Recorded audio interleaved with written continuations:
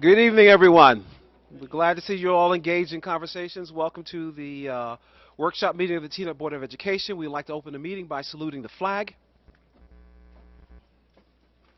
I pledge allegiance to the flag of the United States of America and to the republic for which it stands, one nation, under God, indivisible, with liberty and justice for all.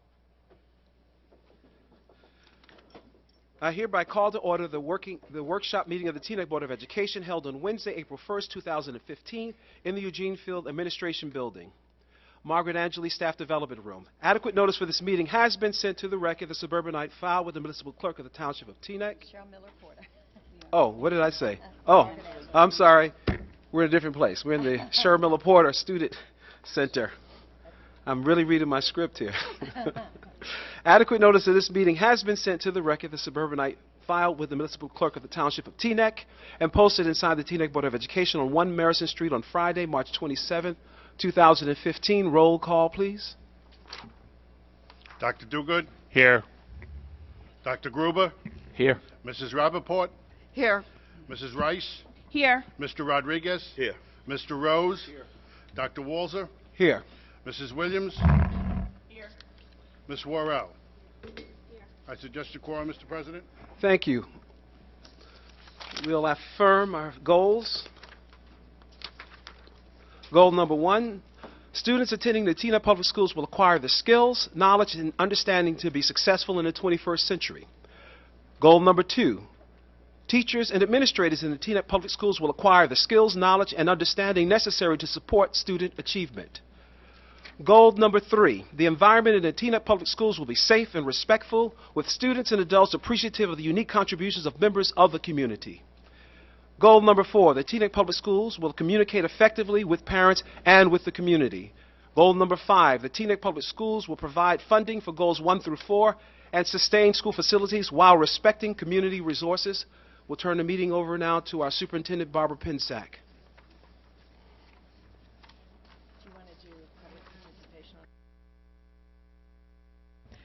So I do have, unlike other workshop meetings where I don't usually have a superintendent report, I do have one this evening. And it's lovely to have an audience for a workshop meeting. I do want to commend the Teaneck High School actors and actresses and the stage crew and the lighting and the teachers for the Teaneck High School musical Little Shop of Horrors. It was truly a spectacular event. It was standing room only for the 2 evenings and 1 Sunday matinee, and we couldn't be more proud of our students at Teaneck High School, and we're looking forward to the musical next year. They seem to get better every year. And speaking of Teaneck High School, I want everyone to note our college admittance board, and today I just found out that we have a triple threat because one of our students who was already accepted at MIT and Harvard just got Princeton. So young person is going to have quite a decision to make, and let's hope there's money, there's some money involved, and might choose to follow the money. Scholarship money, not athletics, not any untoward money, unapproved money. Just to note that the Board of Education, the schools, is collaborating with the township for the Let's Move initiative, and I want to announce, if you haven't heard already, that there's a Let's Move poster contest. I made extra flyers, and there's some flyers in the back of the room for those who might have a child interested in entering the contest. The rules are clear, I hope, and the posters can be brought either to, once finished, can be brought to Eugene Field School or can be brought to the Teaneck Public Library. And I want to thank the library for not only agreeing to be a drop-off station for the posters, but also allowing us to feature the 3 winning posters. There are 3 age levels of poster entries. So I hope we get a lot of interest from the Teaneck community.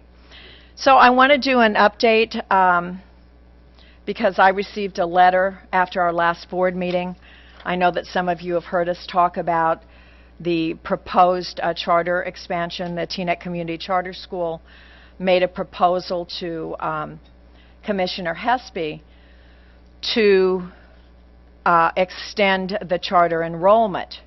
And I'd spoken about it at board meetings and at other times. That would have, for 15-16, been $500,000 from the district budget, because the way it's funded, it goes from the district budget. It's not additional money, and so it goes from the district budget to the charter budget. So it's from the district programs and students to add students at the charter school who may or may not have been enrolled in the district. So I had written a letter to Commissioner Hespy after I received that request, and stating the district's position on that and the collateral damage, or the real damage, collateral or otherwise, that would happen, that would occur in the district should that occur. It would mean approximately $500,000, because it would be, the expansion would be K through 5 in the 15-16 school year. It would then add an additional, or at least according to the proposal, 6 students the following year on top of that 500, which would be around $75,000, and then the following year add another 12 students, would be another $150,000. So by the time you were finished, another figure, roughly $750,000. So I felt it was a big financial impact to a district. Our kids don't, I wish they did. I think they have golden teachers, but they do not get a golden, education, except from their teachers, not even gold-plated. You know, we don't have technology for everyone, and so on and so forth, and just a huge concern for us. So I did get a letter after our last board meeting from the commissioner. It was a copy of a letter to the Teaneck Community Charter School that he was not approving the charter expansion. He said, when considering this request, the department evaluated the school's academic performance, physical viability, and organizational soundness based on the evidence collected, and following a review of all public correspondence and comments, the amendment request to increase enrollment has been denied. But I do want to let everyone know that this was presented to our town council, and our town council agreed to support the charter school in making an appeal to the commissioner. Now, it isn't unusual for someone to appeal when you haven't liked a decision, but that's very concerning to me personally, that our council would so vote. So I just want to bring that to the public, just for your information. I'm sure you have your own opinion one way or another about it. And then finally, I do want to clarify a misunderstanding that occurred between the Board of Education and the public at the last meeting, and it was based on information that those of us sitting here didn't have, but people in the community had. And so our board members were correct in that speakers from the public had misinformation. The speakers from the public were correct in that specific information had been sent from the district stating that there had been an official decision about the bus consolidation for the non-public. So both entities were correct. And I do apologize to the Board of Education, sincerely, and I do apologize to the public, because as I don't watch CSI, I'm not an investigator, but I did some investigation, and so I found out the following, and I just wanted to clarify for everyone, because it's the right thing to do, and I want to, when great people, when good people don't have all the information, then sometimes we don't get great results. So There was an outreach by an employee of the Teaneck Public Schools to the Teaneck Police to check on the feasibility and safety of a consolidation of the busing and the public school elimination of possible courtesy busing to the public school students, including the charter school students, and this consolidation of the non-public students.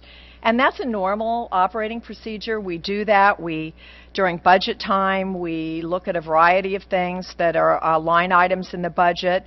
Programming, staffing, we're busy looking at staffing, and do we need the staffing that we currently have, and so on and so forth. So it is a procedure. We follow the procedure every year, and we go through the process, and we either find some things that work or we see some things that don't work. And so information was erroneously reported from the district to some of the non-public schools, and indicating that the changes would be made and that they were official. And that was erroneous. Nothing is official until the budget has been heard and submitted after the May 6th board meeting. Nothing is official. Everything that happens is fact-finding and preliminary. So the March 11th meeting was a preliminary budget, need some water, preliminary budget presentation to the full board and to the public. And that means that what was presented was, again, preliminary. So we had only completed a routine investigation and kind of a fact-finding process for the busing at that time, and the usual procedure, the way things happen, that, not just the busing, but other things, then you bring back to either the Finance Committee and the full board and have a discussion. That's why there's a preliminary budget, and that's why there are budget hearings. So the Board of the Whole was not aware of the outcome of our busing fact-finding, nor the impact of either the bus consolidation or the elimination of the courtesy busing. That had all been discussed and with preliminary information gathered. So later, again, my apologies again. I can't apologize enough. We have enough controversy in our lives, and you don't need the district to add any, but that's really what happened. And later, after we do the agenda review, Dr. Frohnapple and I are going to give further information on the budget so that including the busing and other things, so that everybody can hear what we found out as we move through the process, as we do each year. So a long report, but Dr. Walzer, that concludes my superintendent report. Okay, thank you. Normally we hold our workshop meeting in the Margaret Angeli Staff Development Room in Eugene Field, but in anticipation of all of you good people being here this evening, we decided to move it here, and we're sorry if that caused some confusion or inconvenience for folks that go to our normal location. At this point, you get an opportunity to participate. So if any of you want to speak about anything that is actually on the agenda, you can step up to the podium there, give us your name and address. We'll give you 3 minutes. We'll do this exercise for about an hour and move on. Oh, no, not an hour. You said an hour? No way. Okay.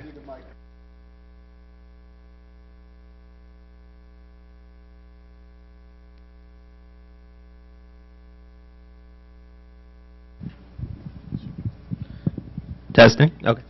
Keith Kaplan from Teaneck. You mentioned that at the last meeting there was confusion, and anticipating that confusion, I had actually emailed you, Superintendent Pinsack, asking specifically about the transportation issue, which is on the agenda. Sir, yeah. I'm asking about the transportation issue on the agenda, and I'd like to know exactly what changes have occurred to the transportation routes, and what we can expect to get in terms of reports that you relied on. And I will mention during the portion later, if I can ask a question about what you just said, when did you find out that this employee sent out this information? Well, we're not going to answer questions. You can ask your questions, and then we're going to collect all of them, and we're going to do it all in one nice little bowl. Okay. did want to ask, because I submitted You can keep asking. It's okay. I'm just Sure. saying that we're not going to answer it now. Because I did submit an OPA request specifically asking about the communication that was relayed to the schools and the police department, and the response I got from Mr. Frohnapple is, quote, "I am not in possession or do I have any such knowledge of any communication to any of the entities listed here with regard to bus route consolidation or changes to the non-public transport." So what is it? When are you finding out about things? When do you relay it to the public? And how does that communication go out? And I'm sorry if asking the question over and over again is annoying. I can see you rolling your eyes. But the fact is we're not getting information. And I'd like to know when that will occur and how it will occur, and whether you'll be supplementing the OPA requests, which, by your own admission, are clearly inaccurate.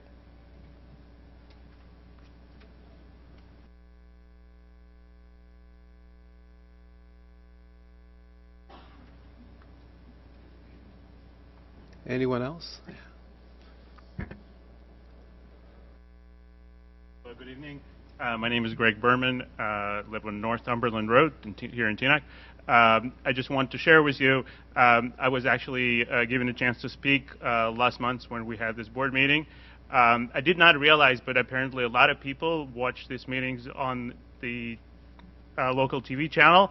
I would like to share with you that probably over 30 people came over to me in the week following the meeting and expressed their support to the position that I stated, that it wouldn't be safe or practical for our children to be consolidated and to have the U parking lot or any other parking lot like that. And I feel that tonight I'm not only speaking for myself but for others as well who have shared, couldn't be here because this is a rather busy week. But would like to you to know that their opinion also matters, and would appreciate any steps to reconciling the situation that arose with the busing. So on that, on that note, I'd just like to mention to you that I think there's a lot of people who are concerned, and even if they're not here tonight, I hope you sort of take that into account. Thank you very much for the opportunity to speak. Okay, I just want to reiterate, we have to talk about items that are on the agenda, really. Yeah, they're there. And we'll have another opportunity to talk about things that are not on the agenda. So does anyone have anything to talk about that is on the agenda? Or if you're English, in the agenda?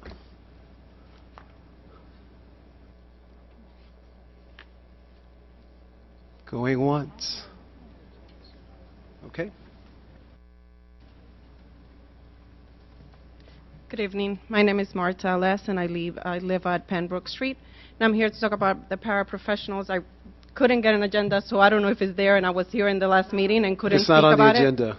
Okay, I was here in the last meeting and didn't have the chance because as you were here, Okay. the line was very long. Okay, Ms. Marta, you Yes. can talk about that on the second part where we talk about things that are not on the agenda. Okay, thank you. Okay. Okay. Anybody on the agenda?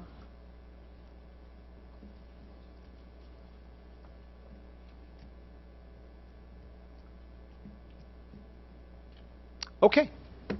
We'll move on.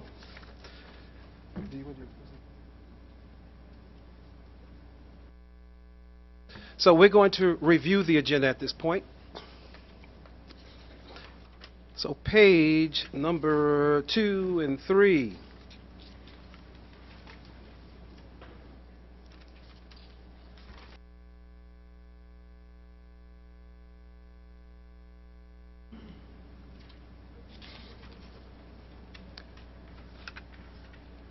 Four and 5.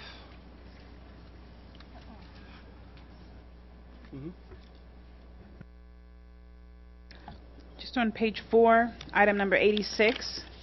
We're always grateful for donations, especially from our alumni, and this is accepting a donation in the amount of $2,500, and it says that it will be used to maintain photos for the class of 1960 regarding the alumni that were killed in the World War II. So we're always grateful for alumni, particularly that give back to the community.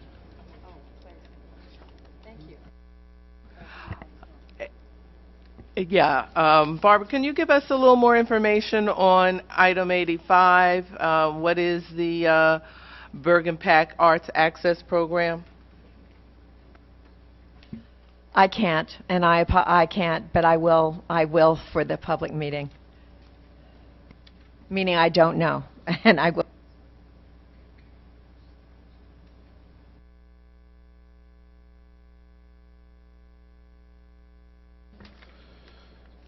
Page 6 and 7.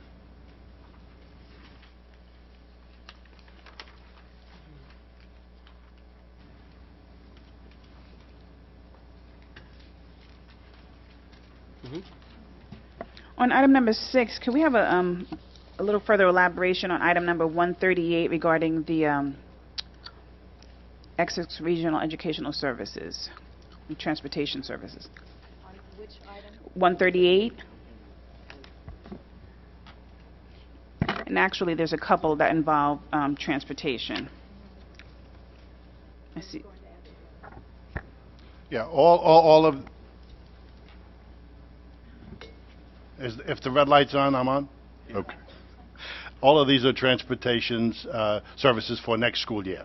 So this covers our transportation services that will be for next school year, and there probably will be a few more on the next agenda.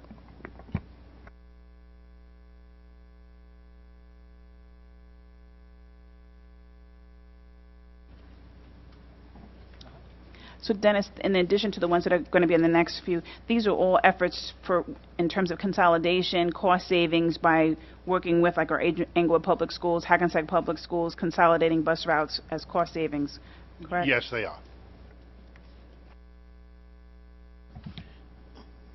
I have a question on the same item, on the report, the transportation report on page 1, after the agenda.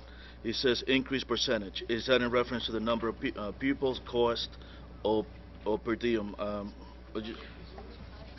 It's page 1 on the transportation report after the agenda, and it's 1, 2, 3, 4, 5, 6, 7, the 8th column from left to right, where it says increase percentage. The 1.30%, what does that represent?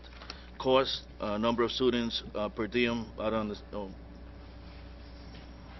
Each year when you do your transportation routes, transportation providers are limited by the Department of Ed, and usually it is by the CPI, the Consumer Price Index.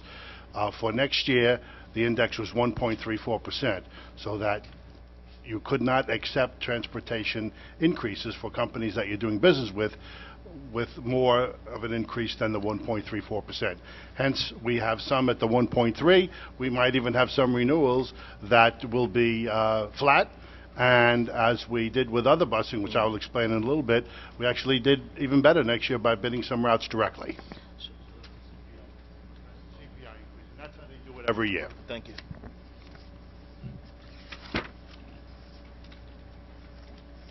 Any other questions? Page 6 and 7, Howard? In reference to these transportation contracts, they're based on a proposed March 11th budget and transportation cost analysis within that budget?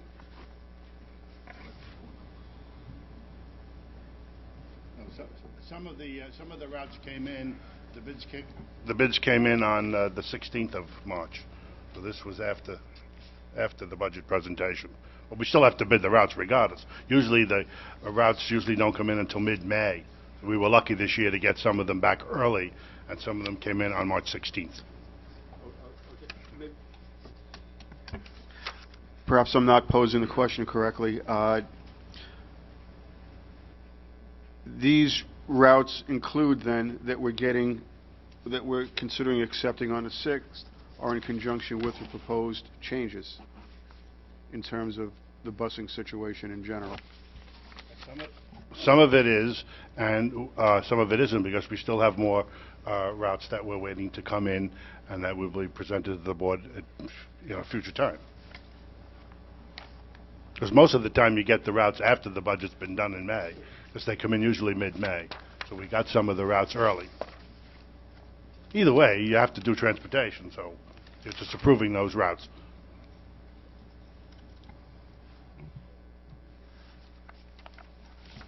You mentioned that the contracts cannot go up more than 3%. Is that about right? It's actually 1.3. 1.3. Next year, and that is set by the Dennis, department. Okay, use fair your enough. mic. Yeah, why, it's 1.34% is what I heard. CPI, yeah. Yeah. The price of gasoline has dropped 50%, and 35, 40, 50%. So why would the state set an increase of 1.3%? Why wouldn't there be a decline in the rates? Or is that totally out of our hands? That's totally out of our hands. But I have to say, in all fairness, some routes are coming in flat. Some companies are bidding flat rates because I'm assuming maybe it's because of the decrease in the gas prices, and some are coming in at the 130. When we bid some of the other routes, they actually came in less, and I'm going to assume again that that has to do with the, cost of the gas being cheaper. Page 8 and 9.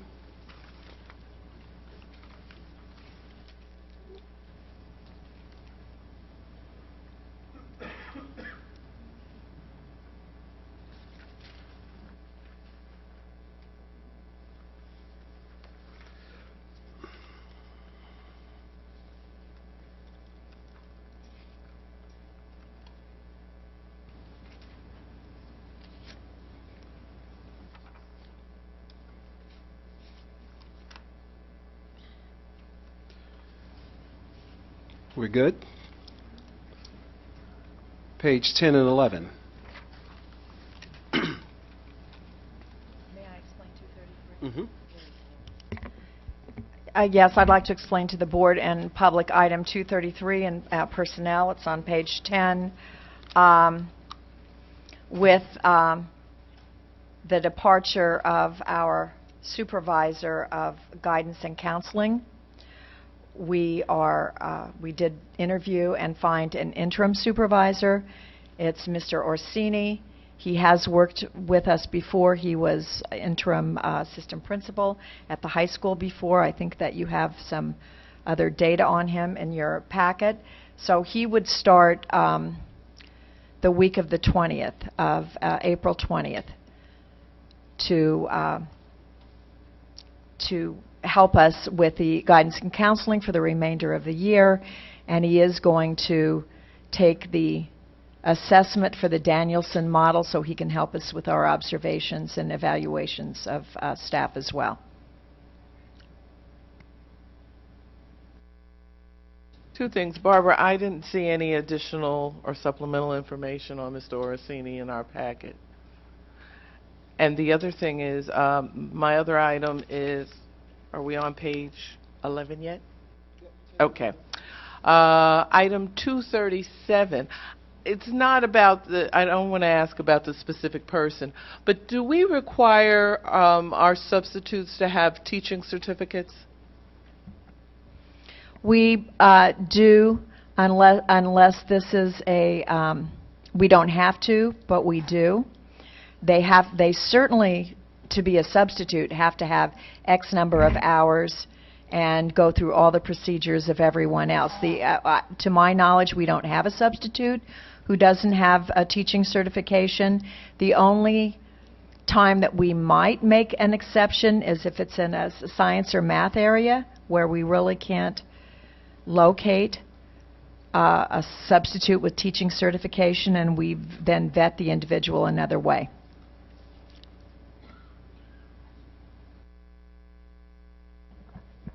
Just a question on item 233, out of curiosity. In addition to per diem, does a person who is per diem get health benefits as well? No, thank you for the question. No, they do not. Okay. And with this being a responsibility until permanent replacement is found, any timeline on that? Well, we did put out an advertisement, and we didn't get a sufficient number of candidates where we felt we could do a proper interview process, so we are going to put that out again. Yeah, it's the end of the year, so how essential is it to fill the position given the fact that the students have already been accepted to college, and, I assume most of the guidance counselors could be managed on their own for the time being? Well,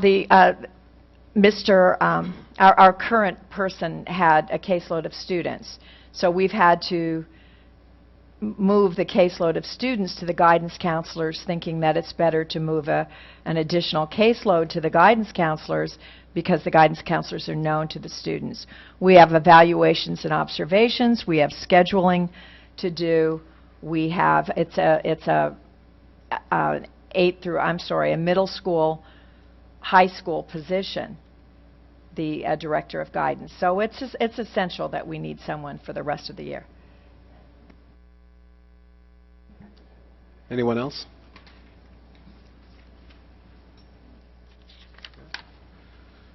Page 12 and 13.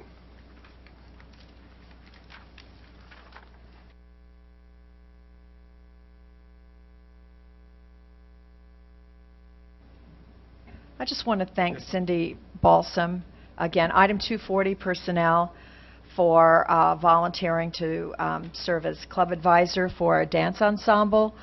Our advisor, the person who usually advises the dance ensemble, was not able to do that this year. She's busy doing other things for our students, certainly keeping herself very busy doing those things. And Cindy, one of our parents, and a very active parent, has volunteered to do this, and we just can't thank her enough. She's giving the kids a really nice opportunity. Howard? On the same item, I just want to point out that for Cindy Balsam, it seems that it's genetic and second generation.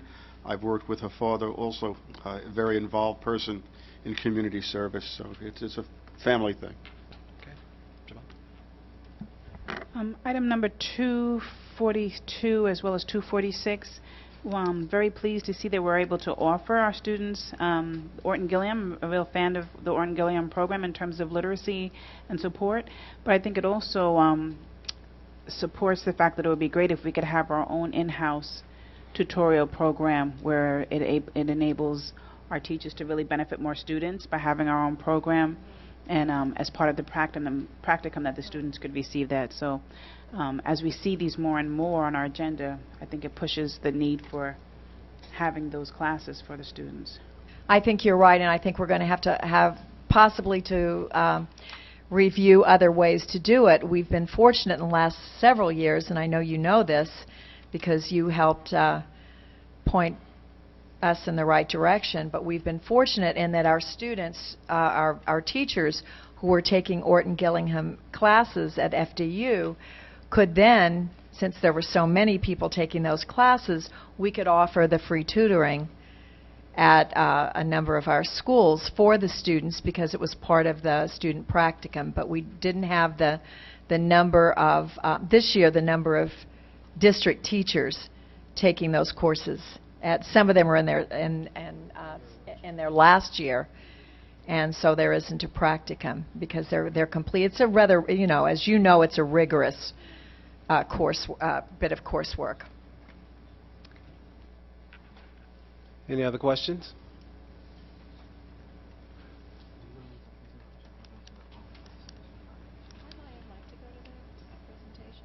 Okay, that's fine. Okay. Okay, then no more questions from the board. Then we'll move on to the presentation by our superintendent and our business administrator.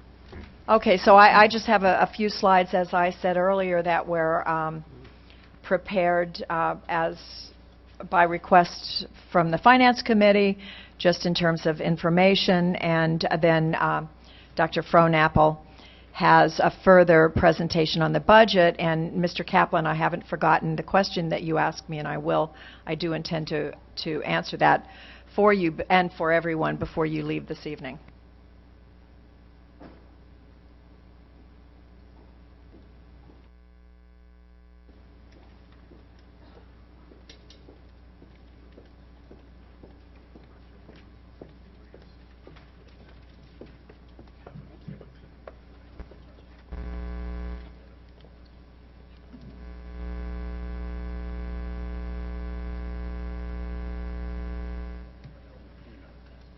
Do you have the pointer for him?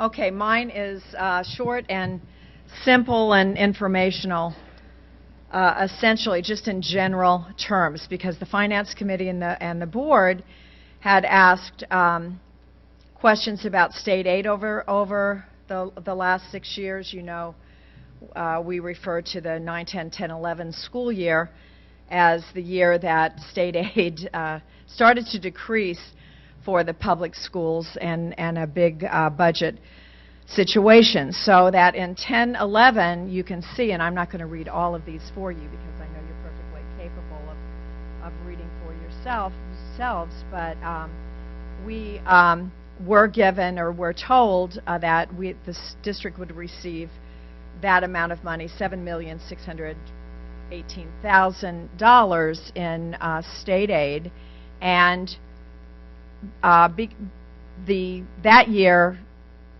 over $2 million of state aid was withheld from the district, and so their actual aid was about $600,000, and you see the difference there. So in the next year, the district received $3 million. In my budget, it's like $3,000, but $3,100,000 in state aid, and that was the actual aid received. And you see the difference. And what we just did was projected, and had the state aid been flat to the district, the difference, the amount of money that by the end of the 15-16 school year we would have had for use, and that was about $16.5 million. So just, again, informational.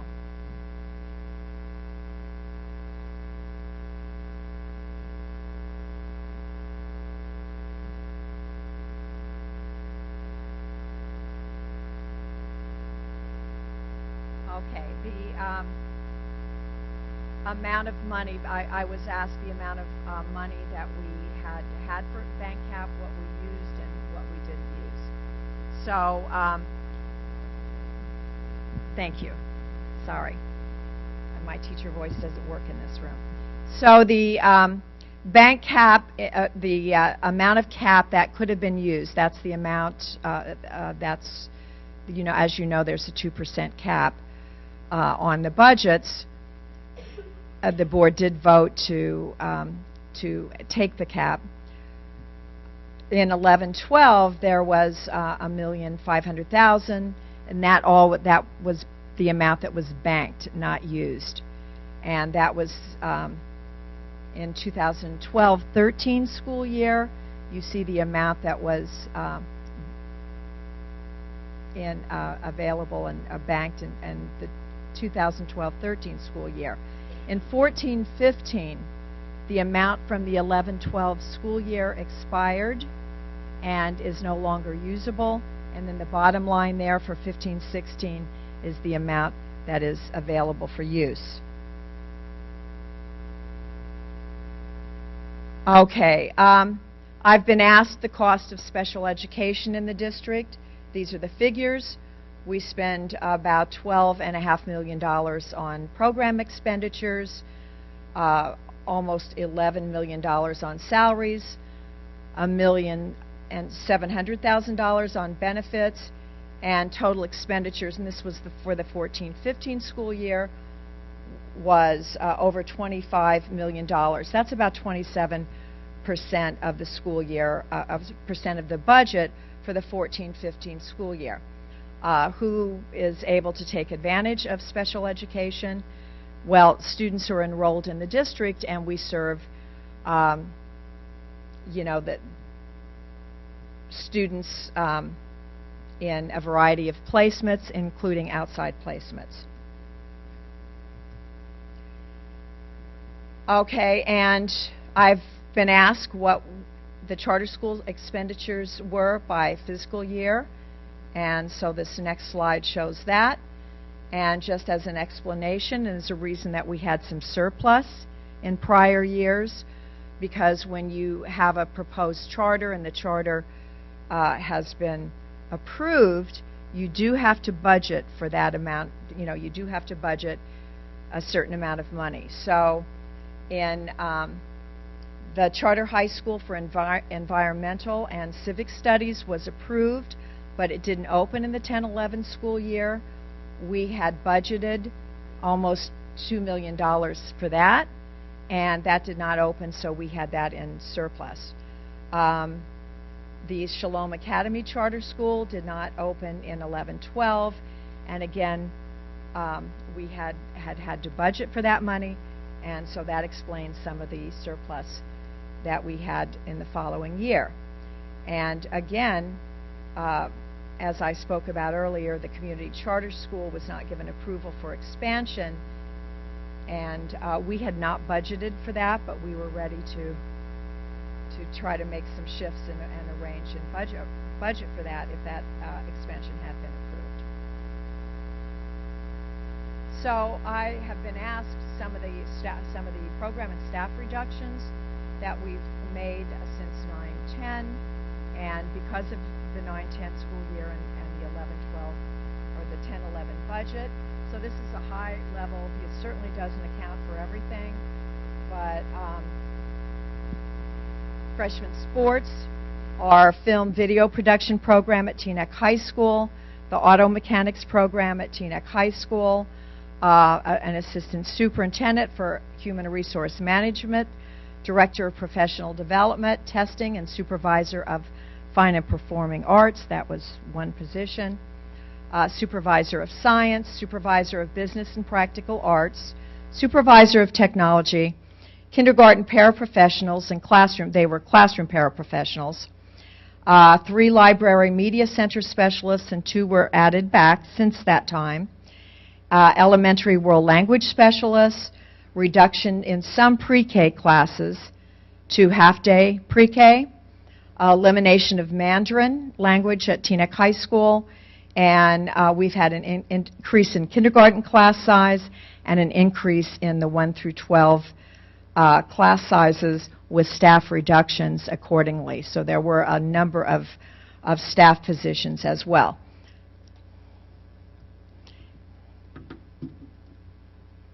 Okay, and Dr. Frohnapple.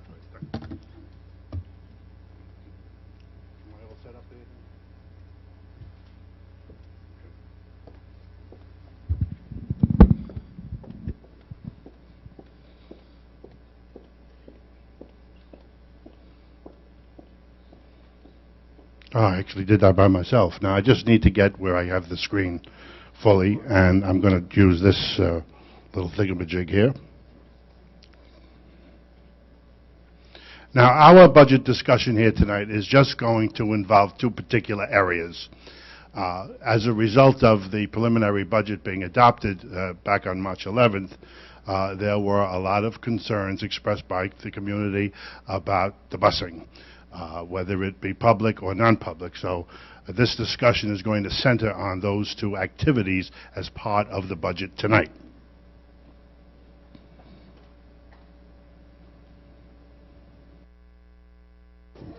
I never seem to get these things right. Now, what am I doing wrong here? I like the pointer too, but I'm not doing it. It's not happening here.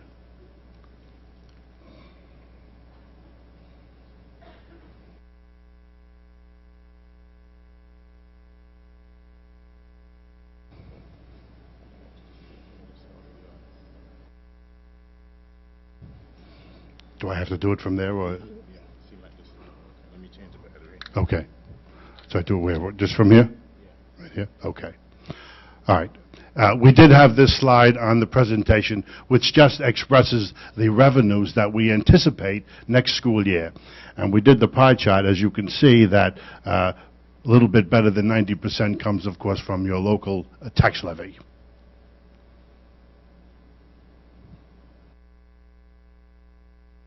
And then we expressed the revenues for 13-14, what they are this year, what the changes will be moving into next year. And we can only anticipate what they will be for 16-17. And all we know right now is that there is a 2% tax levy cap for 16-17 unless that changes, because all of the other revenue areas are about drying up. This is expenditures, and we're going to get back to this a little bit later, but I wanted to do the pie chart to express that you can see almost 50% of the budget alone is for salaries for the district. And then your next high level is, of course, your special education, your salaries, your benefit costs, and those three areas alone are 75% of the budget even before we get out of the box. And some of those costs are fixed costs, and they keep increasing each school year. This is the expenditure chart, which I'm going to get back to later after we talk about the busing. Now, this is the current 14-15 Teaneck bus routes. This question was posed to me in a request: how much is spent on busing and the source of those funds? And as we see here for this school year, now this is just for busing students, is a little bit more than $4 million. Now, this does not include busing for athletics, field trips, and summer school, just getting kids to and from school. Now, for the 14-15 school year, the district received $1.8 million in state aid for transportation and $130,000 as other state aid for non-public transportation. Now, this state aid is discretionary. It is not specific to any particular program. It's just given to the district to help it offset some of its transportation costs. And of course, our costs far exceed what they're giving us in state aid. For the 15-16 school year, the transportation aid will be flat, except for the other state aid, which is going down from $130,000 this year, $130,000, to $85,000 for next school year. The remainder of funds needed for transportation, of course, is budgeted in the general fund, and that, of course, comes from your tax levy. Now, these are the routes that we currently operate. We have 231 bus routes as follows. Charter schools, 3 bus routes, and there is the cost that has been budgeted. Non-public, we have 53 routes, and it cost $1.530 $1,000.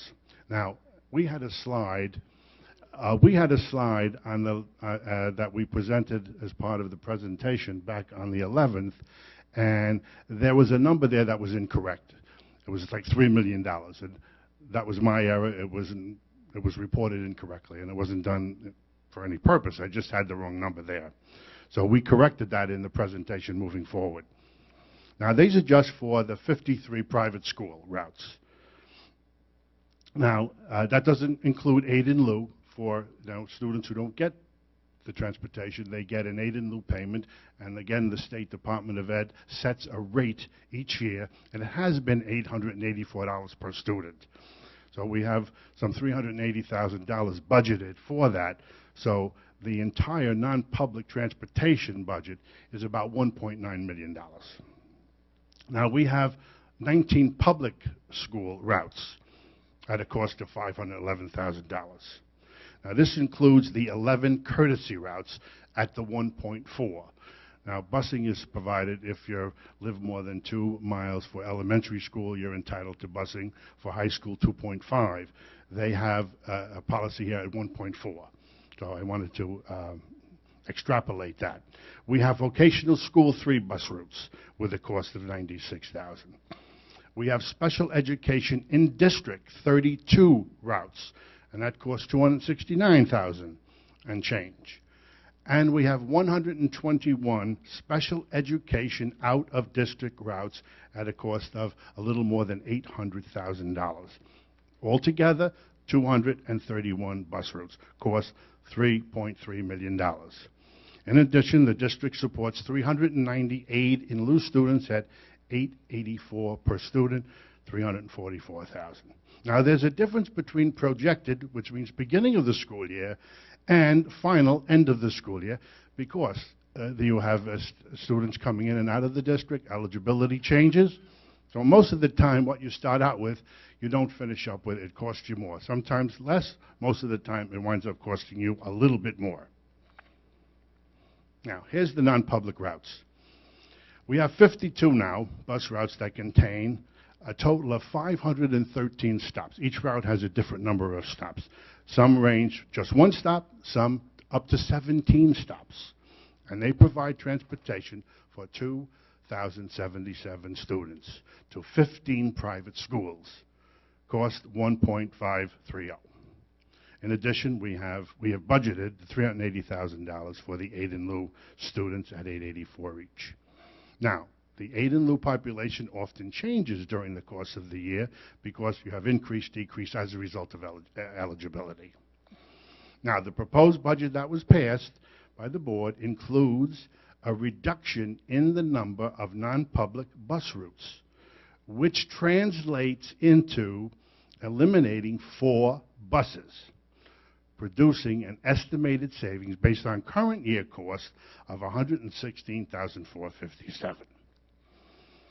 Now, if we were to do that, this would be accomplished by reducing the number of buses from 52 to 48 and making a total of 65 stops, ranging from just 1 stop to a maximum of 5 stops. And the stops would include the Whittier School, the Ben Franklin Middle School, Hawthorne School, Lowell School, Teaneck High School, and the corner of Prince Street and Edgemont School.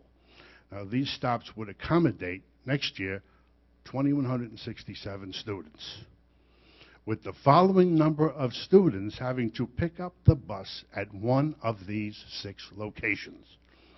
Whittier School, 381 students. Ben Franklin has the largest, 746 students. Hawthorne School, 319 students. Lowell School, 318 students. Teaneck High School, 70 students. And Prince and Edgemont Streets, 333 students. That means these students would either have to walk to these locations or be dropped off to pick up the buses. Public bus routes. There are 19 public bus routes that contain a total of 186 stops, ranging from 4 stops to 14 stops. They provide transportation for 674 students to 4 district schools: Bryant, Hawthorne, Lowell, Whittier, and that's the estimated cost. 4 of these public bus routes are providing transportation just to the Bryant Early Childhood School. These are the preschoolers and the kindergarten students. The projected 15-16 budget includes a reduction of 11 bus routes, which translates into eliminating courtesy busing for those at the 1.4 miles. These are excluding the students, again, being bused to Bryant. And the estimated savings based on current year costs would be $281,496. Now, this change reduces public bus routes by 11, leaving 8 bus routes only. These would be the 4 bus routes for the Bryant School, that's your preschool and kindergarten students, which would accommodate 107 students with 4 buses, 61 stops, and that's the cost, $102,362. The other 4 routes accommodate 162 students that are over the 2 miles, which is required by the code, 4 buses, 31 stops, same cost. Now, the result of this reduction of 11 bus routes would affect 405 students who would no longer receive district transportation services, and the savings, again, $281,497. Now, I just threw in the charter schools here because we have 3 bus routes that provide services for 131 charter school students with 40 stops at a cost of $111,925. Now, when you divide up, you take the $111,925 and divide it by the number of students, you get about $854 per student, which is less than the $884 aid in lieu. If that cost was over the $884 or at the $884, then we would pay the $884 to each family rather than have the bus route. But if you can provide a bus route and it's cheaper than the 884, then you're required to do so. Transportation analysis. Now, we heard all of the concerns, and this budget was put together with a view of dollars and cents in mind. Now, after we heard all of the concerns, we looked at the budget and these two particular areas, not only from a view of dollars and cents, but safety and common sense. So we changed our view of how we took a look at these two areas of busing. Now, the total estimated savings from reducing the number of non-public bus routes from 52 to 48, you have the 116,457. The estimated savings of eliminating the courtesy busing at the 1.4, which is the 11 bus routes, is the 281,497. So you have the savings of just a little under $400,000. Now, this is what happened.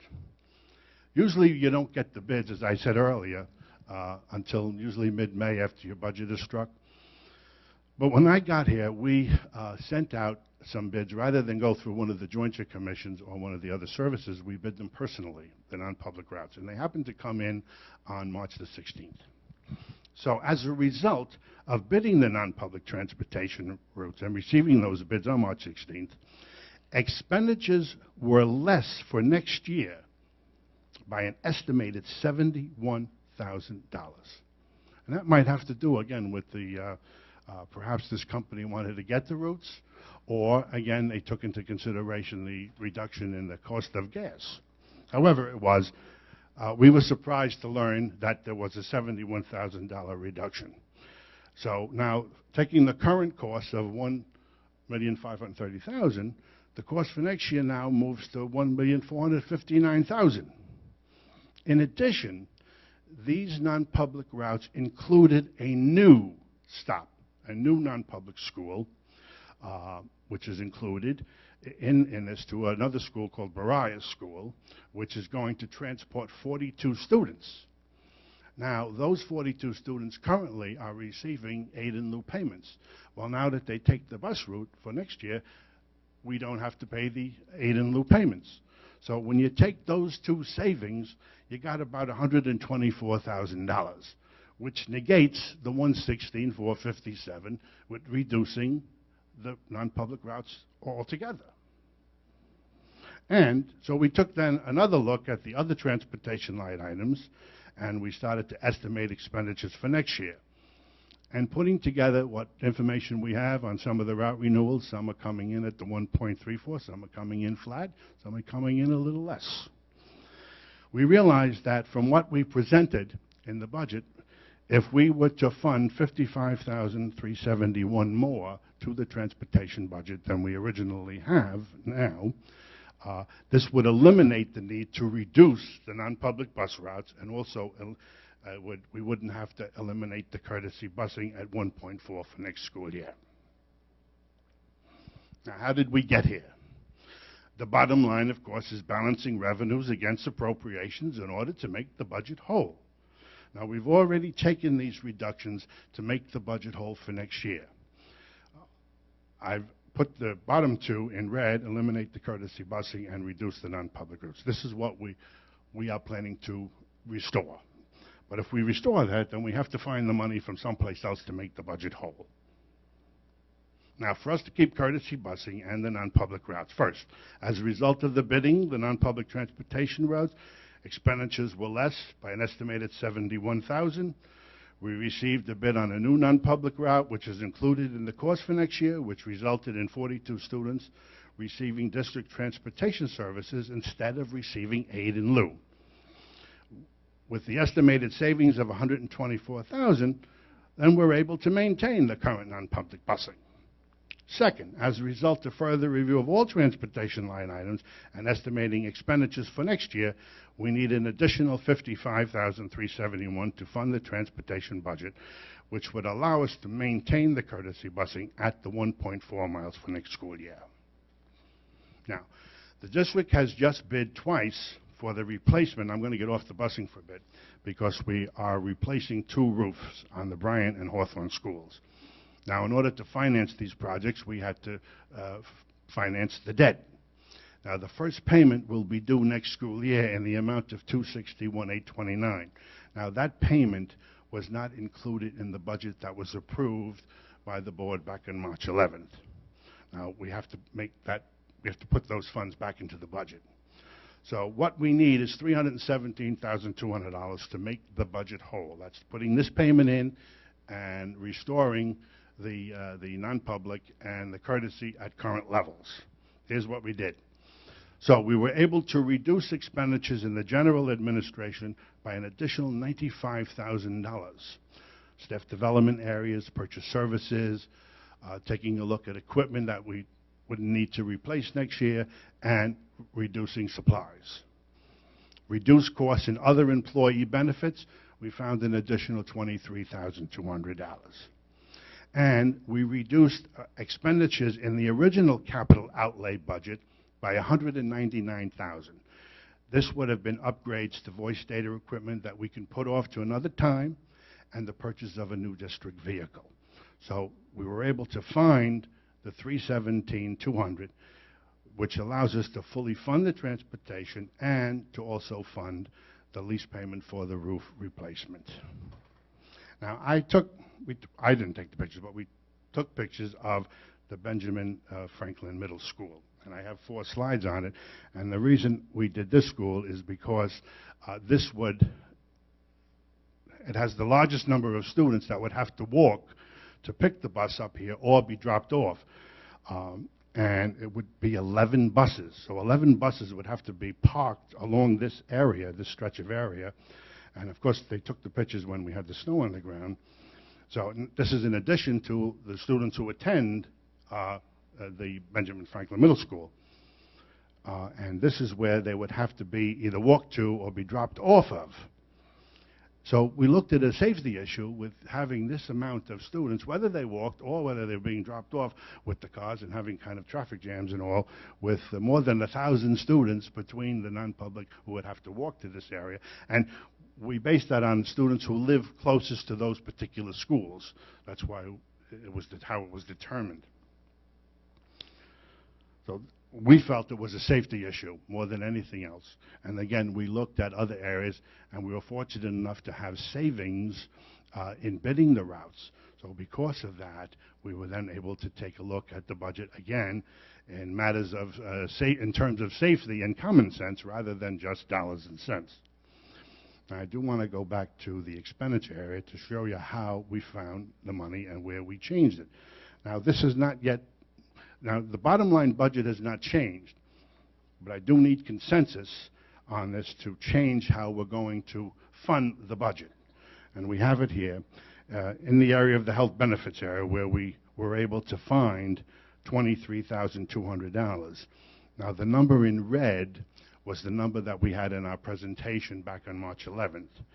So if we take this $23,000 out, then it would change that number to the number to the right of that, the $12,894. Moving down to general administration, we found an additional $95,000 that we were able to cut. So you see the amount in red was what was in the original presentation, and you look at the number to the right, that's what it would be if we take this 95 out of this area. Then we get down to the student transportation, and we plus the 55,371, which then brings the number up to make the transportation budget whole. And then we move down to Fund 12, and we're taking out the 199.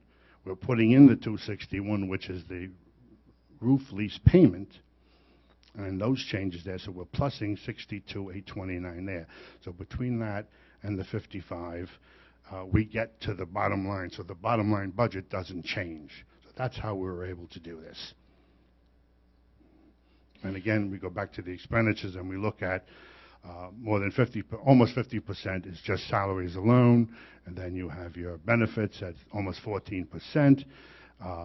Now, when we look at special ed here, we don't have the salaries because the salaries are included in the 49.7%, but program expenses are almost 12%. So between those 3 areas alone, 75% of the budget is already taken up in those particular areas, with the others expressed by those other different charts in the pie chart.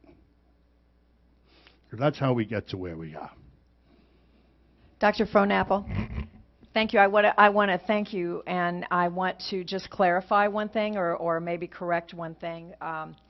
So when the board starts to look at, the finance committee starts to look at preliminary budget and look at finance, and you look at how we might reduce costs in programs or staff or busing, et cetera, we do start to look at that. But safety is always, and I know you didn't mean to say it that way, but safety is always a concern.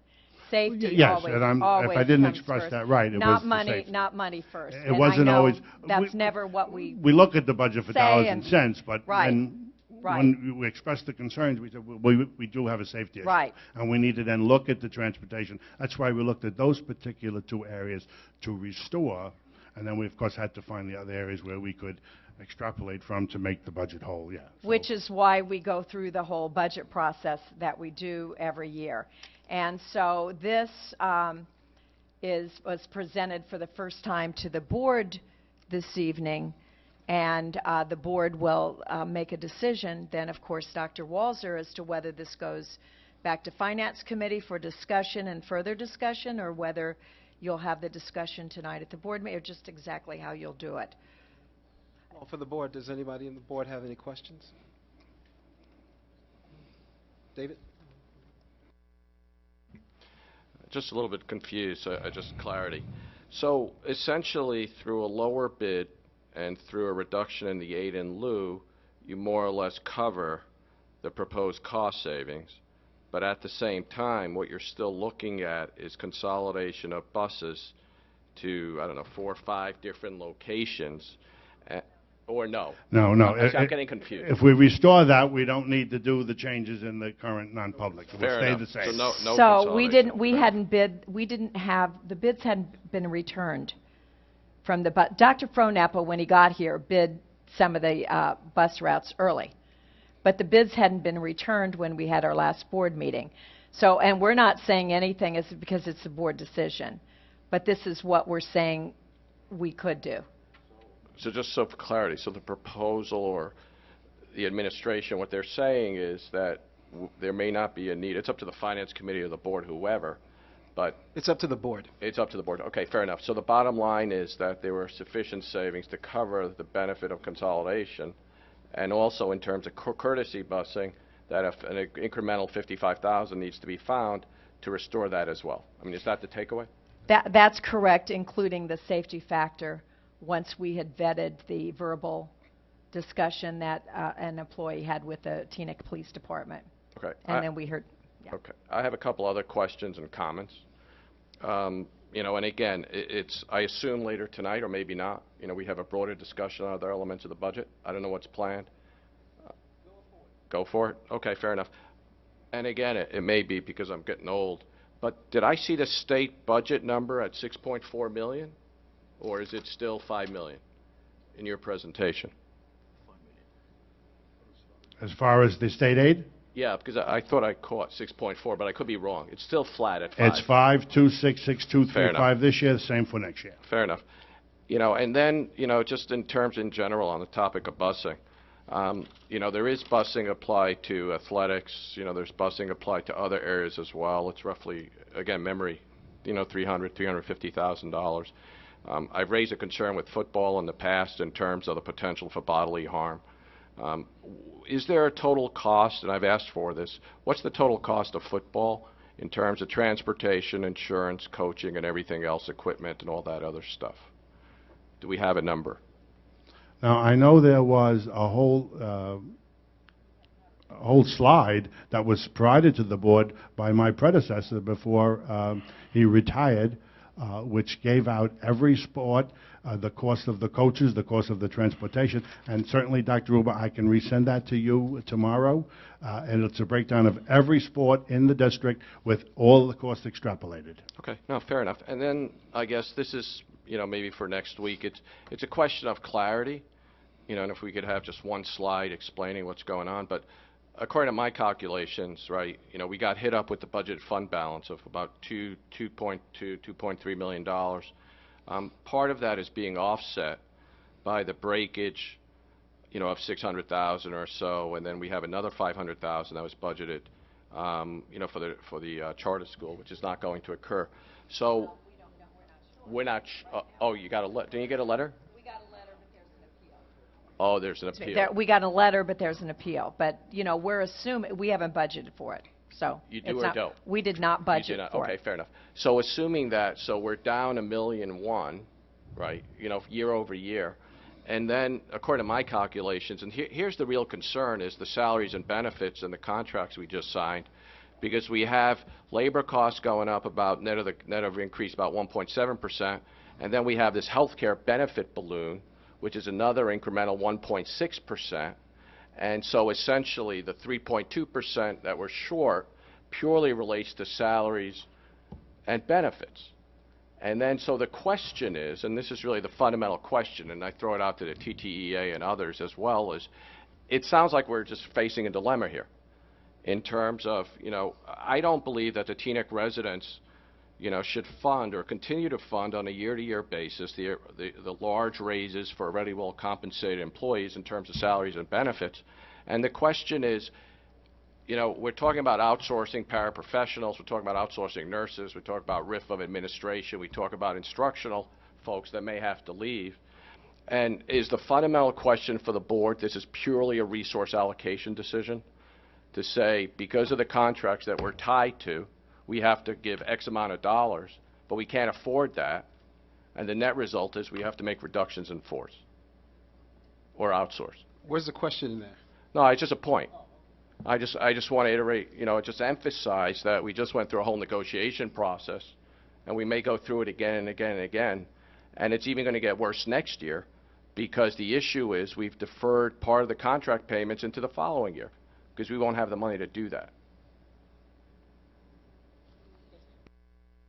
Else wish to comment, question? Oh, I'm sorry, Sylvester. Thank you for the presentation and some needed clarification on the budget. I have to say that, and I think I've been consistent in every finance meeting we had, to indicate that we really need to take a closer look, a more closer look, I should say, at the transportation budget. I know safety is paramount, right? Safety of all students is extremely important. On the other hand, we're looking at $3 million line item on a budget that continues to get less revenues, in cost continue to increase, and that's a line that we really have not done much except for, well, we have done some reductions regarding the courtesy busing. Eliminated it by each year the last 2 years. So I know we have done some of that stuff, but I still think that $3 million line item on that budget, perhaps we can do a little more. It is something that is happening in other school districts are doing it. Lakewood, as a matter of fact, eliminated all of their courtesy busing. And I know that geographically, perhaps two different towns and everything, but it's not something we can continue to push down the road, no pun intended. About the busing, $3 million is a lot of money. We have a gap this year of about $3 million in our budget right now. When we look at the expenditures for this year, I think I said it last week, it's about 80% items that have a closer impact on the education of our students against 20% of items that do not have that have less of an educational impact on the education of our students. I think the savings that occurred this year with the bidding of the buses, what it does is it reduces that impact of the 80-20 gets higher. It still gets higher on the educational portion of the budget. And I don't have the figures that you presented right now because I don't have the presentation. But still, 80-20% is a huge gap in services to our student. And the information presented by the superintendent, since I believe it's from 910, correct? The information you presented. You know, if we look at these programs and services that are needed in our district, we cannot continue to reduce and eliminate programs that have an impact, a direct impact on the education of our students at the expense of items that have less of an impact of the education of our students. And I think busing is an item that still needs to be looked at a lot closer. I know that safety is important. I know that we rely on the information from the police department to give us clearance. I still think, you know, it's the same town for everyone. Everyone walks the same streets. You know, safe routes for one student is the same for another student. And perhaps we need to look at this a little bit more closer, because again, $3 million, we cannot continue to, you know, not make more cuts when, you know, we continue to impact services that have a direct impact on the education of a student. So that's just my point.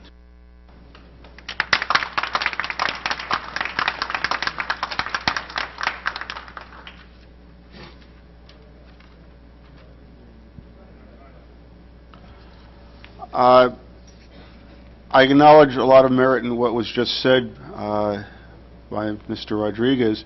I'm concerned, though, that while I think that busing should always be on the table and always discussed and always scrutinized as a cost concern, as well as taking into consideration the other tangential factors, not just tangential, but necessary ones of safety is an issue, I continue to wonder why everything isn't on the table in terms of discussion. And specifically, I've stated before, extracurricular activities seems that they're sacrosanct, and we're not touching them. We don't like discussing them. We don't want to bring them up, but they have to be and should be reviewed, I think, in open discussion. When I see a fact that we are reducing curriculum, dance as an example, before we're willing to discuss a non-curriculum, extracurricular activity, it makes me wonder what direction we're going in and how we justify it. I want the well-rounded student with extracurricular activities. I'd like to see curriculum there in the arts. I'd like to see a lot of things, but all of it has to be discussed in a little bit more detail than the board is willing to take on, at least at this point in time, in my perception.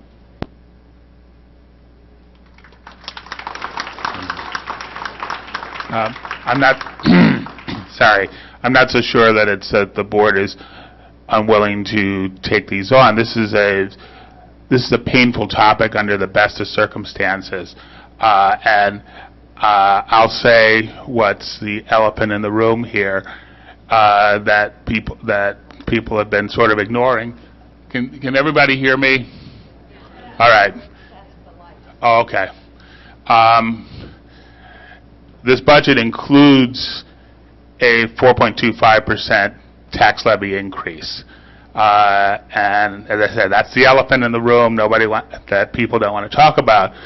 But part and parcel with that 4.25% tax levy increase is a decrease in 3 administrators, in 10 teachers, in 39 instructional paraprofessionals to be outsourced, 42 lunch paraprofessionals to be outsourced. And so there is, despite the increase, there is plenty of pain that's in this budget. And those are the things that people are sort of trying to avoid discussing, but I think in point of fact, we need to discuss those particular issues. Also, in terms of the busing issue, which is obviously the thing that's been on the table, the Finance Committee basically reached an impasse with this discussion at our last meeting, and so one part of the decision was to bring this to the entire board for discussion and clarification. And the reason we reached an impasse is partly what Howard mentioned, that all areas of the budget need to take some portion of the the pain that's being discussed here, and everybody has their own particular area that's a favorite area to preserve as opposed to a favorite area to cut. Most of us are firm believers that whatever program we champion needs to be preserved above all others, and I certainly have my areas that I feel need to be championed. But the bottom line is that even with this tax increase, which is not one that's very palatable to anybody that's up here, and I'm sure not to anybody in the audience, there's a significant amount of pain that's going to be distributed through this budget. Now, in terms of the busing issue, I find it difficult to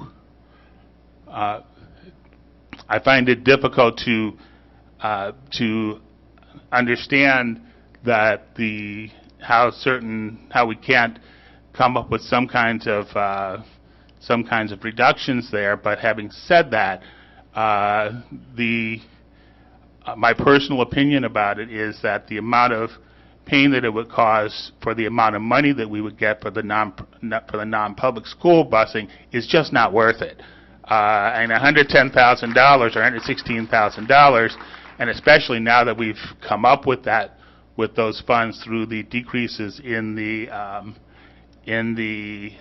bids, I think, from my point of view, that's a no-brainer in terms of doing that. And that's a personal point of view. I will obviously accede to the wish of the board, but that's my personal feeling about that. Furthermore, I think that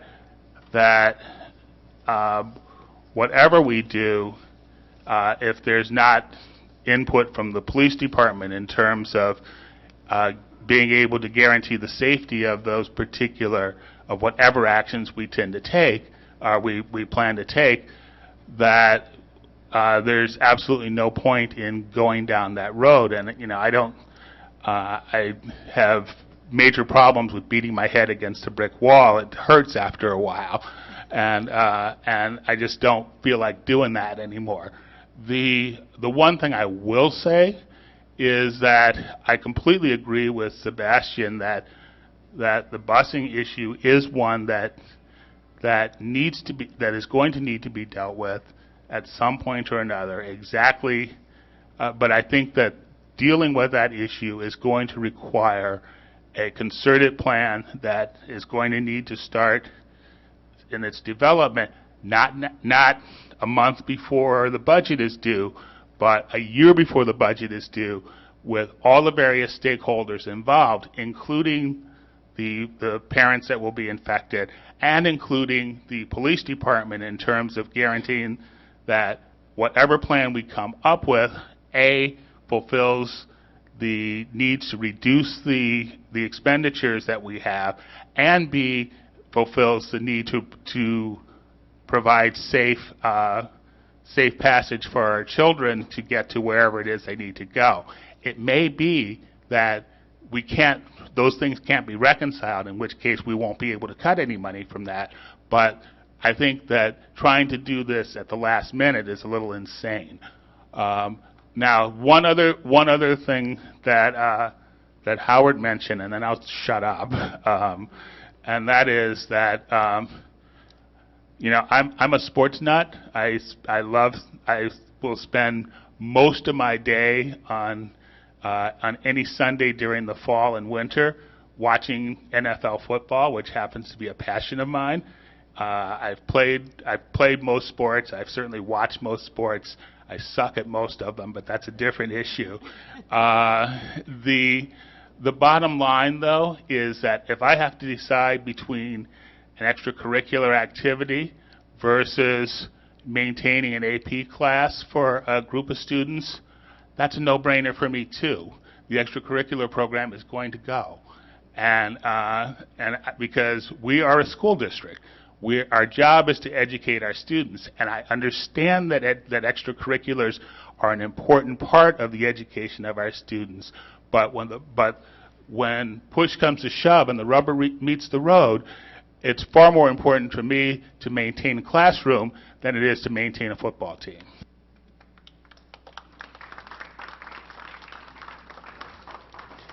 Well, first of all, I'm not on the Finance Committee, so I just want to express appreciation to the committee for all the background work that you guys have done up to this point, and to Dr. Frohnapfel for both presentations and all the information. We talk about this as like, well, the busing is, you know, sort of not an educational thing, and that's true. We're the Teaneck Board of Education, not the Teaneck Board of Transportation. That being said, when safety of the students is involved, be they public or non-public students, I don't know how you separate the issue out, because a child that's not safe is not going to be well educated. I mean, it's just basic. So certainly for this year, I have to agree with David. First of all, the math isn't there. What we would go through to save that amount of money, what we would put families and students through, I can't make it pay out in my head. That being said, I also agree with David that going forward, like starting as soon as we get this budget filed, we need to really do a complete evaluation of the busing situation, because clearly, if you look at what's going on with our finances, our surplus is dwindled down. We are, even though we're putting in a very unpalatable tax increase, we are also taking some significant cuts in terms of staffing and services to our students. So everything's got to be on the table, and the busing issue is complicated enough that if there is a way to cut that funding or some of that funding, we need to look at it. But all the stakeholders have to be involved, and you know, certainly the Teaneck Police Department has to feel that it's safe, and we have to feel that it's safe. That's preeminent. So again, thank you, Finance Committee, and thank you, Dr. Frohnapfel.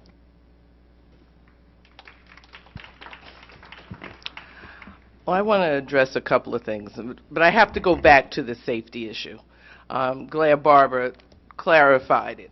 But I just want to emphasize the fact that there is, at no time would this board consider an option that did not put the safety of all the students as a priority.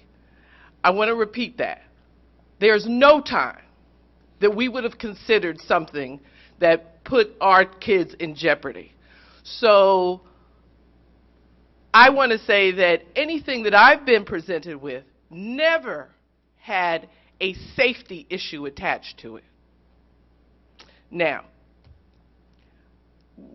I think the board is, well, I think our responsibility is to see that the children and students that attend Teaneck Public Schools receive a quality education.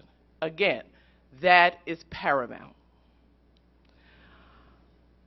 We have a budget. I feel that the budget committee has been thrown under the bus a little bit. And I tell you why. Because some of the details that were presented today, we did not have a chance to discuss in committee. And I think that that's why we were at an impasse in the committee, because we didn't have some of the details. I think it's the board's obligation to set the priorities. Had we known that perhaps we could save some money, perhaps we would look at some other areas before we made a decision on whether or not we were going to restore courtesy busing or restore not to consolidate the bus stops. I mean, we're looking at outsourcing 39 paraprofessionals. Maybe that would have saved some positions. We're also looking at outsourcing 10 teaching positions. maybe that could have been saved. And and maybe we would have come to the same conclusion, but I think that we should have been given the opportunity to discuss it with the Finance Committee, with this new information, and then present it to the full board.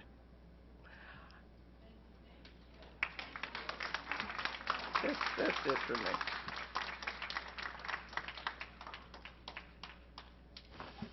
Okay, I just have one question. I guess, Artie, this is directed probably to you since you're the president. Given the fact that everybody's made their comments about the budget, is there enough time between now and when the budget has to be presented for the entire board, not just the Finance Committee, to really look at other areas that might be able to be cut besides just busing? Well, that's what we're doing right now. In fact, we would have did that last week, but I'm sorry? No, what do you mean out of here? Not with just the Finance Committee, but I think in, like, No, I'm Clara talking said about the we entire didn't- board. Right, but I'm saying we're looking at this now, but a lot of this information has been presented to us. Like Clara said, we did not have time to digest it. So to sit here and try to make a decision on what should be cut, I just think it's not fair, not only to the Finance Committee, but to the rest of the board as well. And I know time is of an essence, but I just think it's a lot of information, and if we have to make a decision to cut something tonight, I just don't think it's a fair way to do it.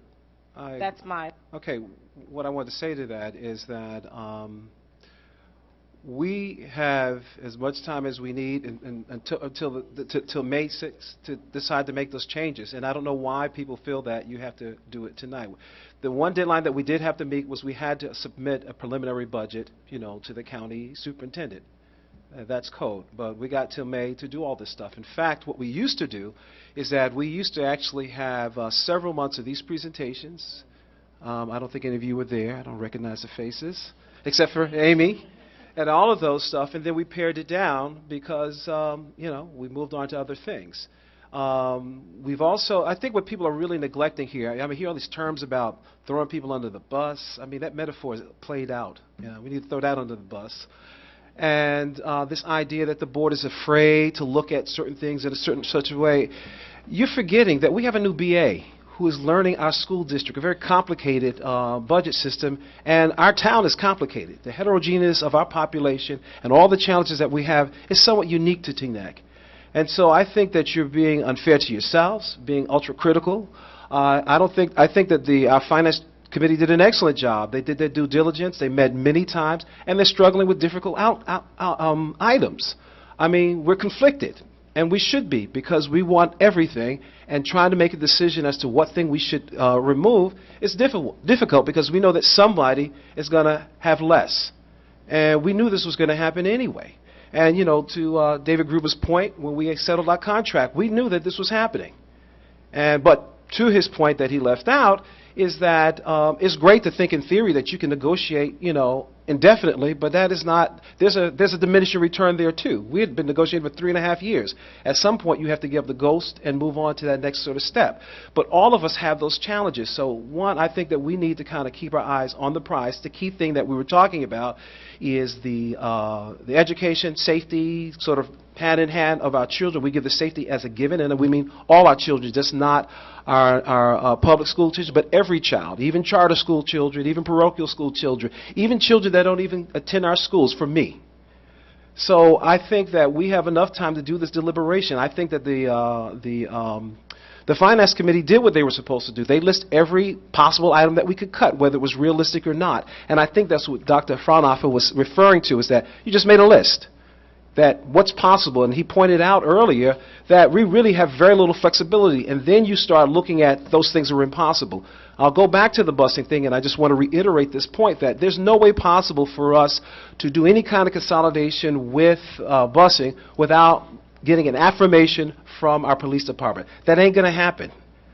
So there was a lot of drama and a lot of pathos going on for no good reason when we could have spent our time really trying to figure out how to work this out.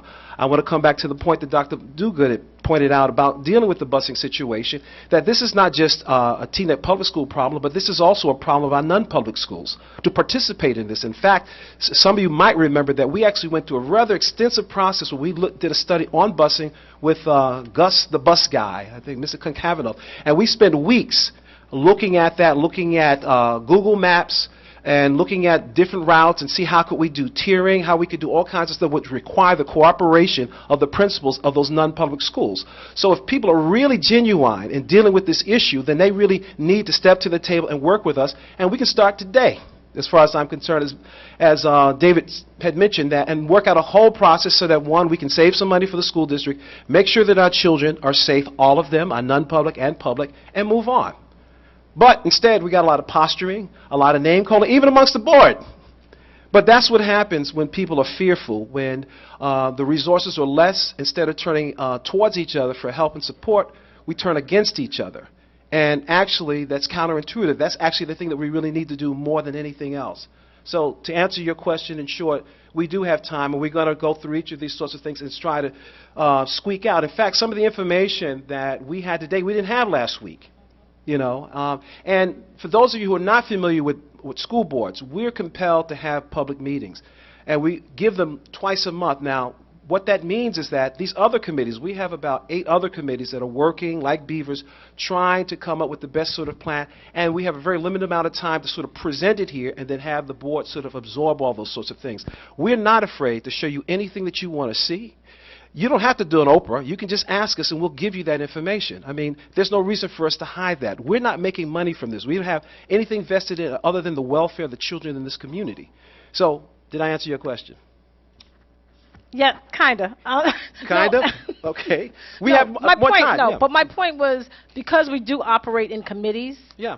that I think within a month's time, that was my point. We operate within committees, so if the Finance Committee met, hypothetically, say next week, Right. then when does the whole board really come together to discuss? We do it at the that? next public meeting. We can actually, in fact, that was one of the things that I wanted us to do, to sort of lay that out. But we're also forgetting that we're dealing with other issues. The busing is really a small part of that, contrary to what some people might think. We got a whole nother sort of thing that's going on simultaneously with this.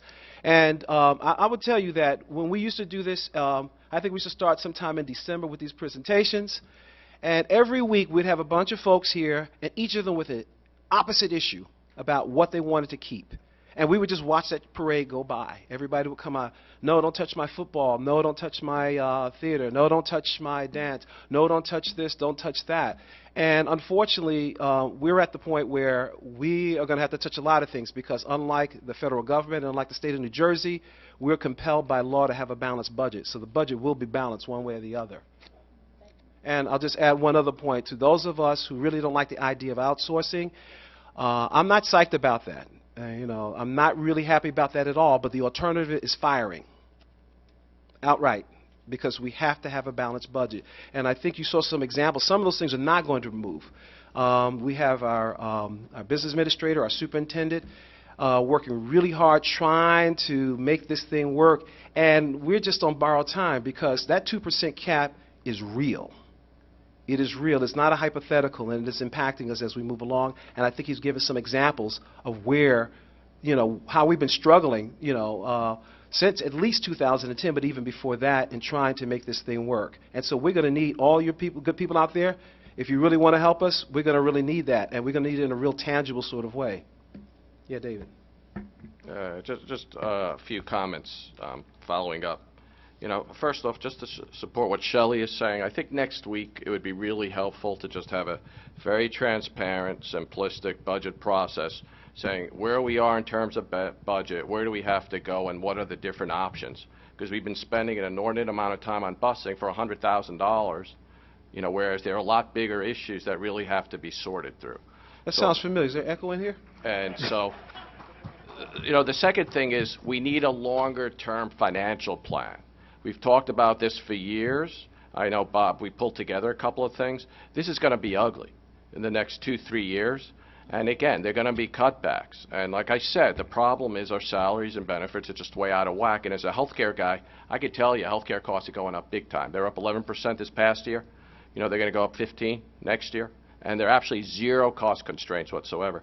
The second key point is, again, you know, saying what David said, what Howard said, we need to look at all activities, all options. I'd love to see, because again, I think part of this is there's been no transparency in the process. In terms of the Finance Committee is doing their job, which is great, and it's a hard job and all that other stuff, but I'd love to see what's recommended, what's decided, what are the options, what we didn't look at, and just have that open discussion, which is what we've had in the past. The next point, just a comment about the busing. When you run the numbers, right, and I don't have a problem, and I supported last year, there was some consolidation of busing, okay? I think what was really disturbing this time is that, you know, you go from 52 to 48 buses, and you wouldn't get a lot of resistance there if there was a rational way that the stops were consolidated. But instead you come up, or somebody did, with 4 stops or 5 stops in a consolidated way, which is incredibly inconvenient. And when you look at the numbers, you cut the routes by 7%, but you cut the stops by 15%. You know, and the other piece of it, there are people who are willing to collaborate in this regard, and that's very arrangeable. And so we should work towards that so we don't have to go through this on a year-to-year basis. We are in tight... So we will go through this on a year-to-year basis, Yeah. but go ahead. The next point is really on the budget. You know, and again, what's been emphasized over and over again, it's a tough budget. I want to put everything that's non-academic on the line. We have to make choices. We don't have unlimited funds. I also want to say that I do not support 4.25%. I think it's way excessive. I think the Teaneck taxpayers pay a bloody fortune year in and year out, and it's not sustainable, and we have to look at the root cause as to why. Our home values are flat to going down where others are going up, because we're taxed too high in that regard. And the last comment about negotiations, I could negotiate forever, because I think, you know... We know that. And I have conviction in that, and I think I have no problem, you know, with when we dealt with the outsourcing of the custodians, we made a $500,000 offer that was never communicated. That did not have to happen.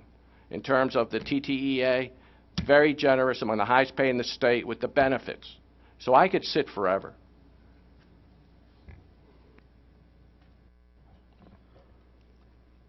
Regarding the cuts that have been discussed, you know, I empathize, I understand Clara's concern. I've mentioned many times as well that we're talking about outsourcing. Now, outsourcing, alternative might be firing people, and I keep thinking to myself, well, outsourcing is sort of firing people. I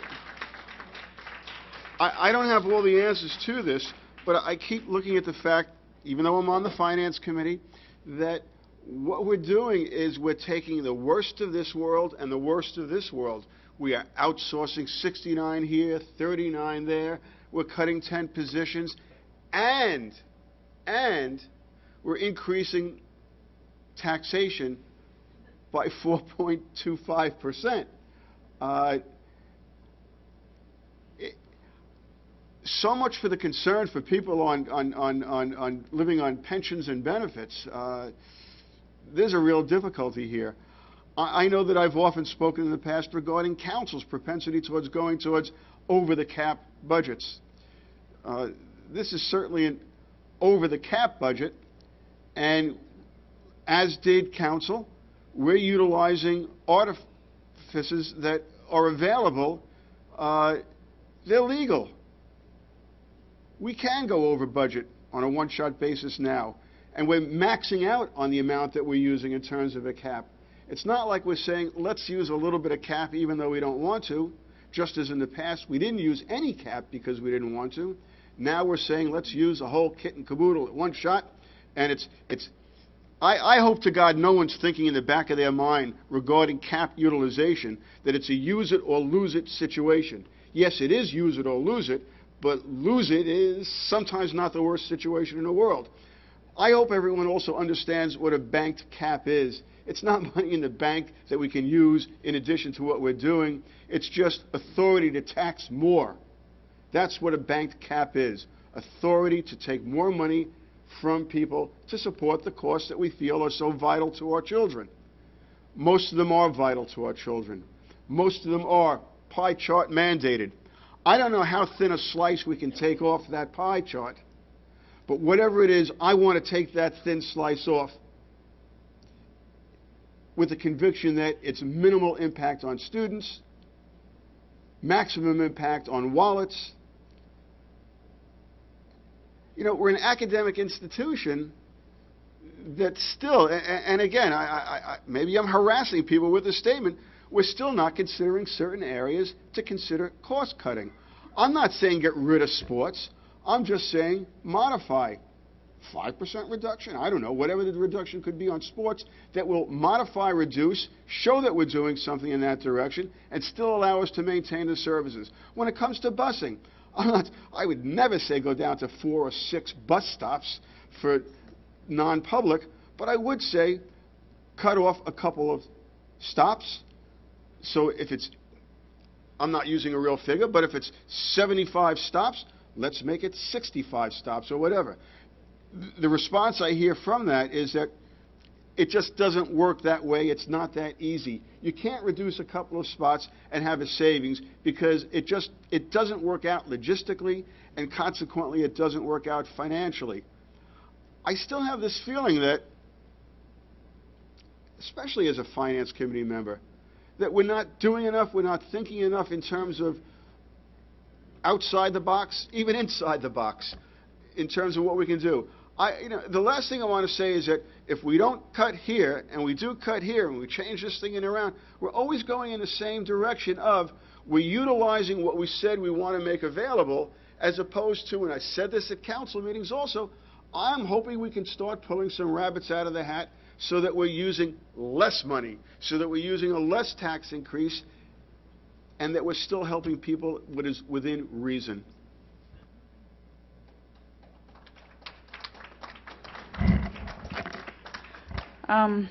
Just to one of Howard's points, the bank cap, the only reason why we have bank cap, again, as you said, it's not just simply money in the bank, it's because we've been so conscientious and made a decision to not go to the full spending capacity of 2% over the years. So as a result of that, that gives us simply this ability to do so now. So it's not as if it's just money that you can choose to go over. It's because we've been made a conscientious choice, and now we're at a crossroads where, you know what, that conscientious fiduciary responsibility, now we have to exercise that right. So I don't feel that it's something that you're just doing because you have the capacity, number one. Number two, it just is kind of interesting to me that these type of discussions or even comments that you make weren't discussed in your committee meetings, because at least you've had privy to this information and have the opportunity to make those various suggestions that you portray.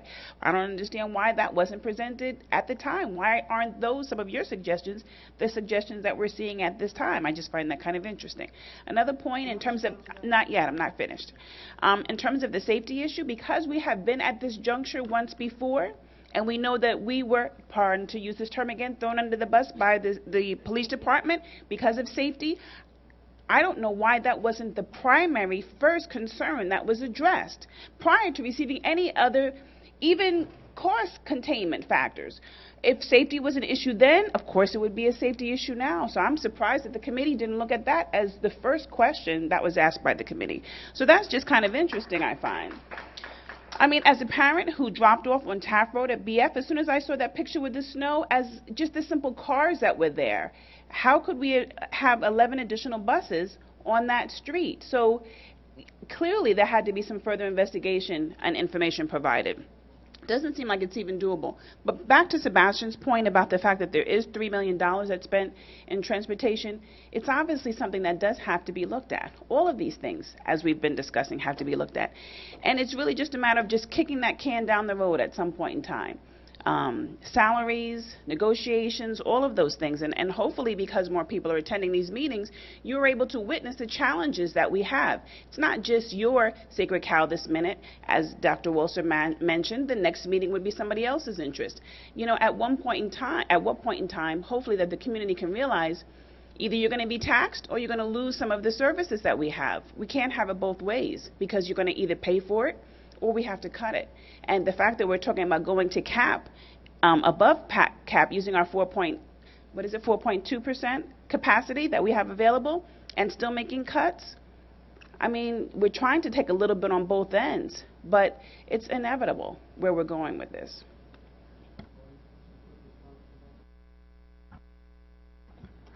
The committee did discuss what you say we did not discuss. Why didn't the committee discuss it? No, we did discuss it, and we don't deal in terms of total agreement there. As a matter of fact, that very statement was made. Oh, we all agreed on this. And you know what the answer was? No. But by consensus, you're getting the gist of the information that came through that committee and is presented not just to you but to the public. So there are times of contention within committee. There is disagreement within committee.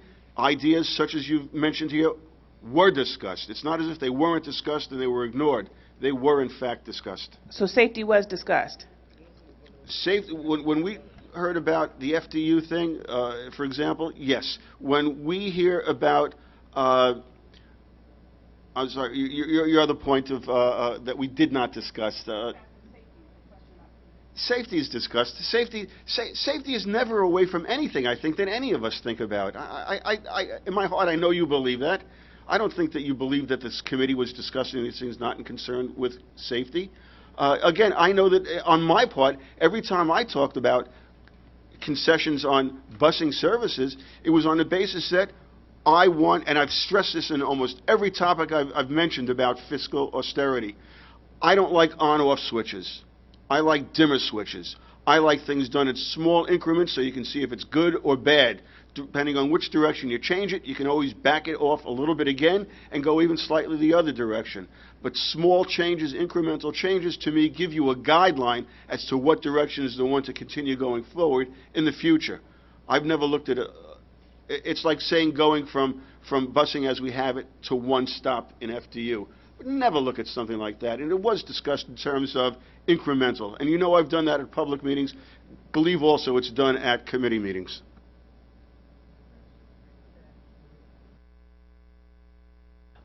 I think we are discussing now, we're going from discussing the budget to the process that has been taking place, has been taking place between the committee and the board, and I think it's important. Dr. Walter mentioned it before. I think the only change in the process has been the new business administrator. I think we sat a meeting back in November, if I'm not mistaken. Bob made several presentations to the board. Whatever was discussed at length or not at the committee, we felt that there were opportunities to be discussed at the board level, and I think the problem was that we really have not had an opportunity to discuss it as a board. A lot of the information that we discussed at the meetings. I think what happened at the last public meeting got us all by surprise in terms of the number of people that were here based on the information that the employee relied to the public, and I don't think we were prepared to hold the discussion. Instead, we became reactive to the public's comments. I said it before. I think it's very clear. We have until May 6th to continue to meet as a committee, to continue to present to the board whatever discussions we have at those committees. But we really need to find the time as a board to have those discussions. We have had presentations since December. The committee can only make recommendations. The committee can only come present to the board. It's up to the board to really take the time to hold those discussions. And I think that to me, seems to be the bigger problem. But again, we do have time.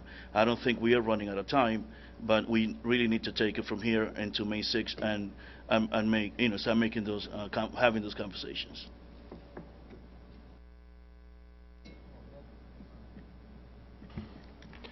Yeah, I just want to make an offer. Back in 2010, 2011, there was a 4.5% annual increase for 3 years. The state cut the budget by a few $1 million. We asked for help. There was none that was forthcoming. We're in a similar situation today, but I think there's an opportunity where some of that savings could be shared. So some of that money could be plowed back, perhaps back into the TTEA, which is in terms of health care. The cost of family coverage, and this is an area I know well, is $25,000, $26,000, $27,000. There's no difference in the quality of outcome in terms of for plans that could be significantly less. And perhaps there may be an opportunity for, the TTEA and others to kind of work collaboratively such that we could find some savings. Again, not necessarily affecting the outcome of healthcare. So again, I want to put shared sacrifice as another item that potentially could be considered naively.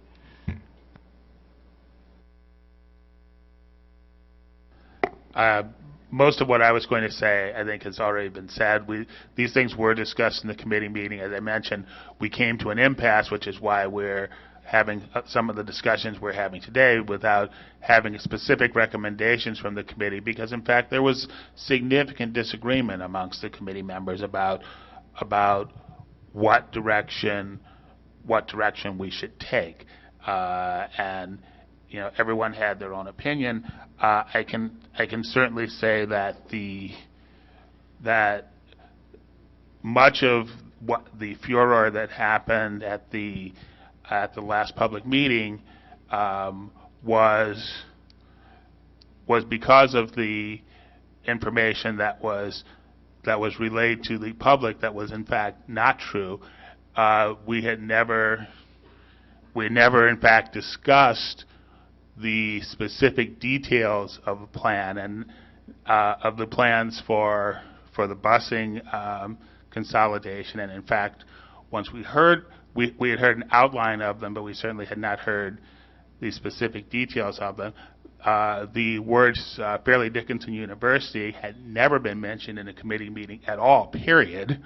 And I realize that makes us look either disingenuous or stupid, and I'm sorry, that's the way it is. That's what happened, and that's all I can tell you. That was information that was released to the public that should never have been released to the public. It was actually not true, and in point of fact, the reason why we had the furor that we did was in fact because we were as much blindsided by that, we as in the board up here, including the people on the finance committee, were as much blindsided by that as the population that was sitting out there telling us about the issues. In fact, we had never seen that email, and I saw that email the day after that board meeting. So, as I said, I sat in on every one of those discussions, and those things were never brought up. In point of fact, we had extensive discussions about the concept of reducing bus routes, and I must say I didn't fully understand this until the last finance committee meeting that we had. But what became very clear at that meeting was that you can't get any cost savings without reducing the number of buses. And the only way that we could reduce the number of buses was to have a significant consolidation. And part of the reason for that is because most of the buses that we have are full. So we can try to consolidate routes all we want, but if we have more than 50 kids on a bus, you can't get rid of a bus in that fashion. And in order to consolidate, because of where the routes are and where the students are, there were really only 4 routes that we could consolidate, and we could only do that by a plan that really, in many ways, was draconian, and which I think we've all reached the conclusion can't work.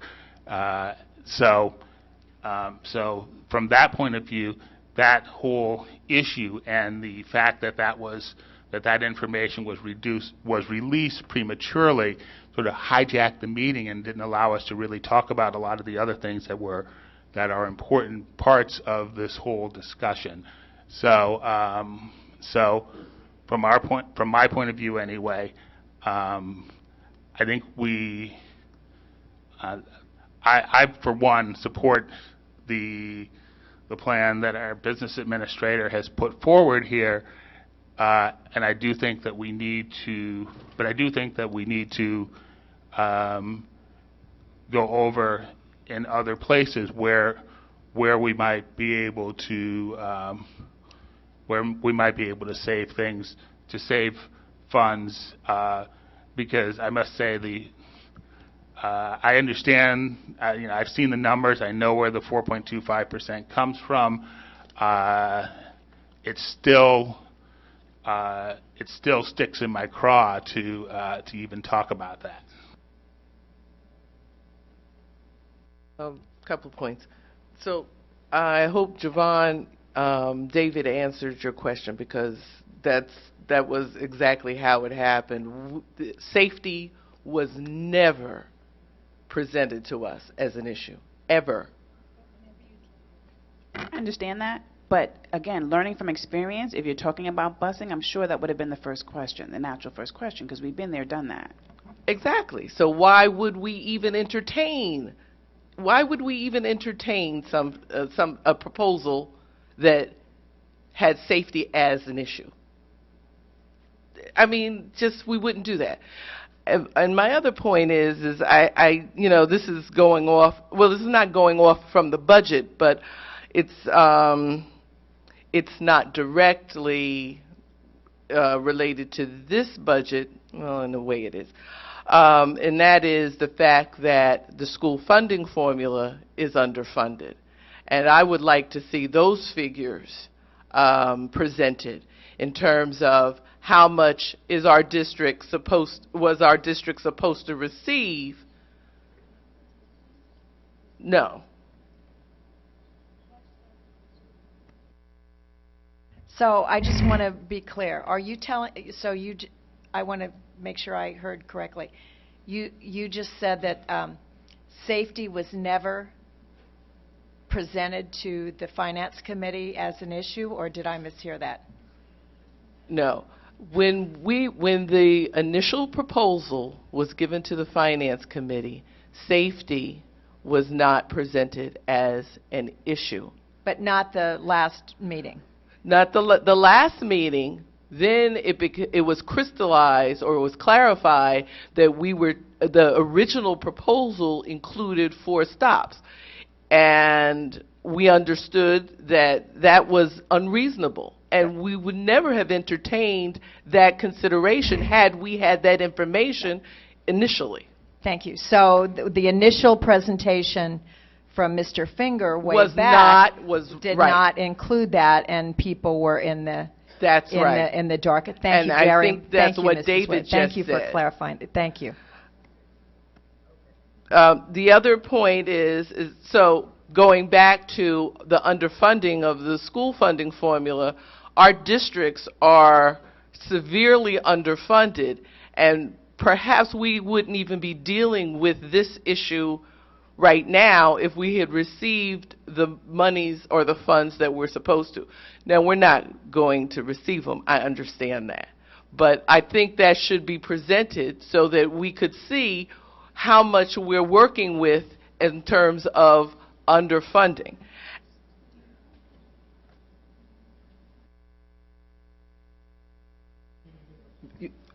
Talking about what we're not going to get and what we don't have is not moving forward. I mean, unless we can figure out a way to get that money. What I would like to do, and I'm going to have people make their comments, is that I want to address some of the concerns that have been expressed here about one item is not enough transparency. I want us to do away with that word, and so we need to articulate exactly how do you define transparency in terms of what you want to see, and so we can wrestle that animal to the ground. I want to deal with the issue about we want more discussion with the full board, so then we need to work out a schedule, a calendar on how we're going to do this, because here's the thing, we only meet twice a month, or actually once a month, really as a board, you know, in terms of the public meeting. And we got a few months there to sort of make all of this sort of stuff happen. So I think you really need to be kind of clear in your mind when you say transparency, be clear in your mind when you say you want more discussion about what you want, but to have that discussion go to a point. I hear a lot of discussions and it's just out there. We can't do anything with a lot of this sort of conversation that we're having. And I heard we want more details. And so we need to kind of be clear about that.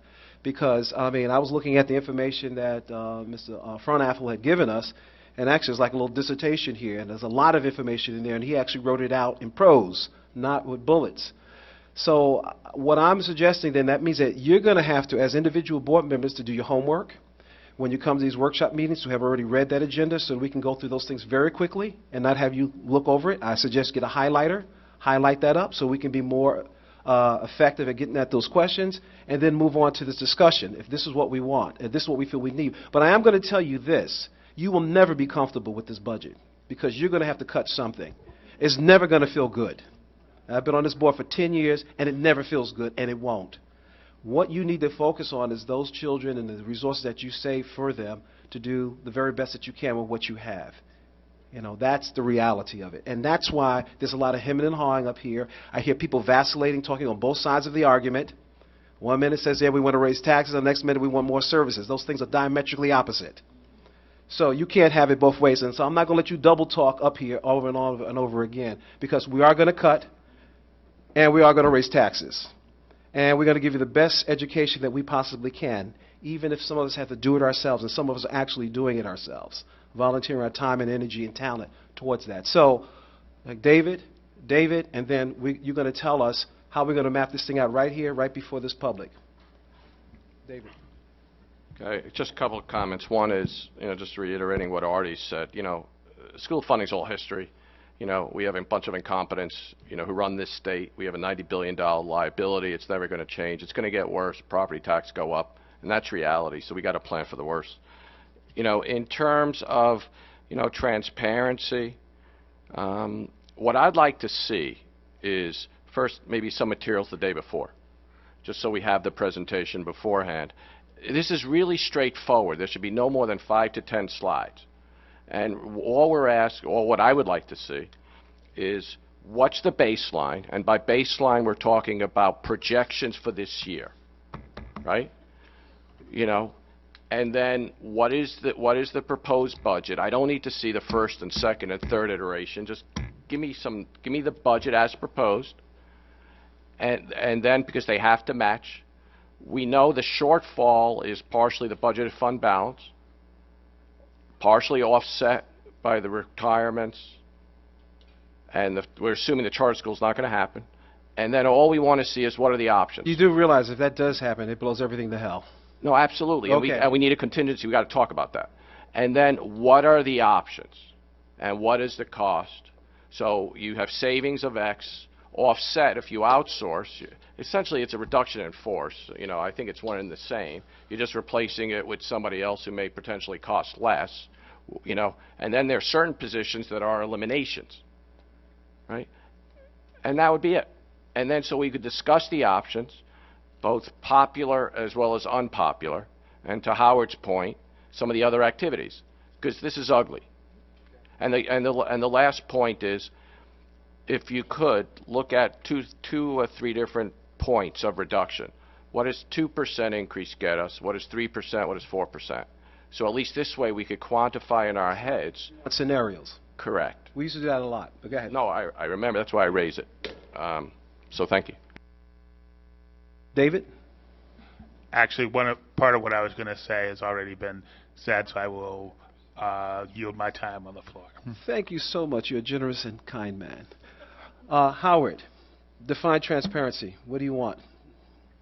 I wanted to know which items that we haven't discussed could be discussed in terms of reductions. And again, I'm not looking for draconian reductions, and I keep harping back to, because it is an example to me, of extracurricular activities in general. Lovely to have, wonderful to participate in, terrific for this, but how come it's really not being discussed in public? Okay, I can talk to that a little bit, because actually, when we were talking about sports, and actually we've been talking about sports for a very long time, and the reason we talk about sports partly is it's expensive, two, it's very formalized, meaning that we have coaches, we have a sort of system in place. When we talk about extracurricular activity, it gets blurry, and it becomes very difficult sometimes to sort of put it into a box about what that is. Now, what I have asked for is that we have all of these things sort of listed, what they cost, what are the number of students that are impacted by these programs, and if there's any sort of comment about the extraneous added value to these sorts of things. I think that is something that we can get to you, and I think we've actually had this. I don't know, yeah, right, so So is that what you're talking about with I'm transparency? talking about that, and I'll give an example about the sports, for example. We got a wonderful chart indicating what they've been year to year to year, and they've been very frugal. I'm not saying that we're spending money blatantly and in the wrong direction. I'm just saying that we're not discussing how we're doing it and whether or not it should be. Again, I don't use the word cut. What do you mean I use how the we word do it? I don't mod- understand what that means. Well, Unpack that for me. in terms of extracurricular activities, the sports, I don't see why it's not discussed. The chart that we had should have been at a discussion in public indicating what the changes are year to year. And they've been very good. Like I say, they've been pretty frugal in terms of expenditure, but that's not to say that they shouldn't be evaluated and evaluated publicly. Last meeting, I called for the request that we look at all non-mandated expenses, every single one of them, other than, of course, as was mentioned by our business manager, things like repairing a roof. It's not mandated, but it's kind of like necessary.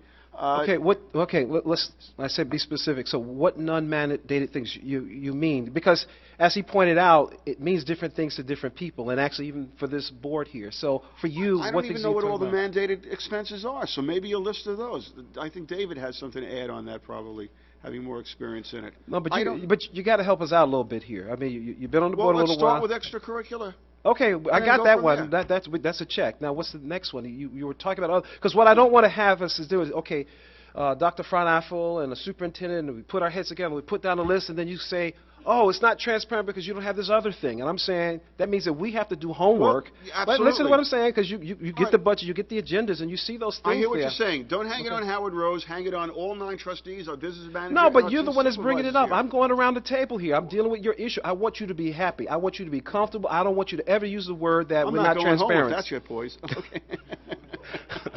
Well, I'm going home. You can stay here.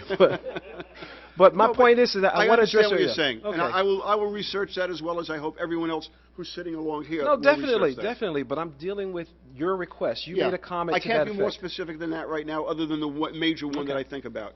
Okay, David. I'll give you one, and that is because I'm looking at the spring sports schedule right at the moment. And I thought we had eliminated freshman sports a while back.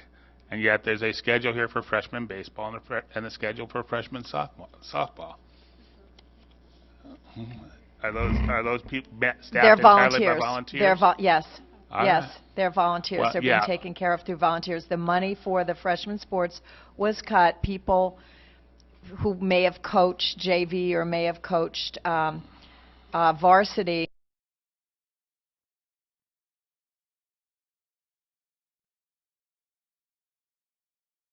And I absolutely appreciate their effort, their time and efforts in terms of doing that.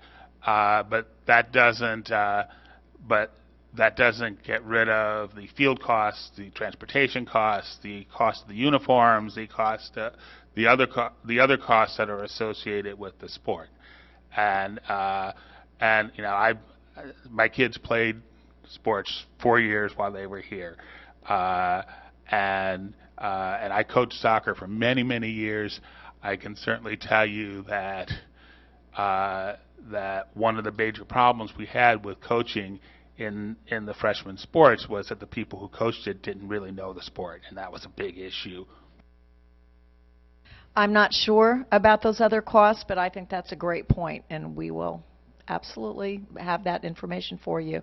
I'm not sure there are other costs, but I'll get sure. Okay, anyone else that has yes? What would you like to see? I would just like to see us get minutes from committees before we come to the workshop meet. Even though we do get them normally, we normally do receive minutes before, but in budget season especially, I think it would be very helpful if we receive minutes from the finance committee prior to coming to a workshop. Okay. All right. Okay, cool. Okay, did we take care of everybody's wish list thus far, except for the scheduling? Okay, so I guess, yeah. Well, I don't know. You know, we're doing tonight what we should have been doing the last few months when we had. We can't do nothing about that. I know, I understand, but it's also not fair to say that some information was not presented. Some of it was. I mean, but you know, the last time we were here, I mentioned the 80%, 20%.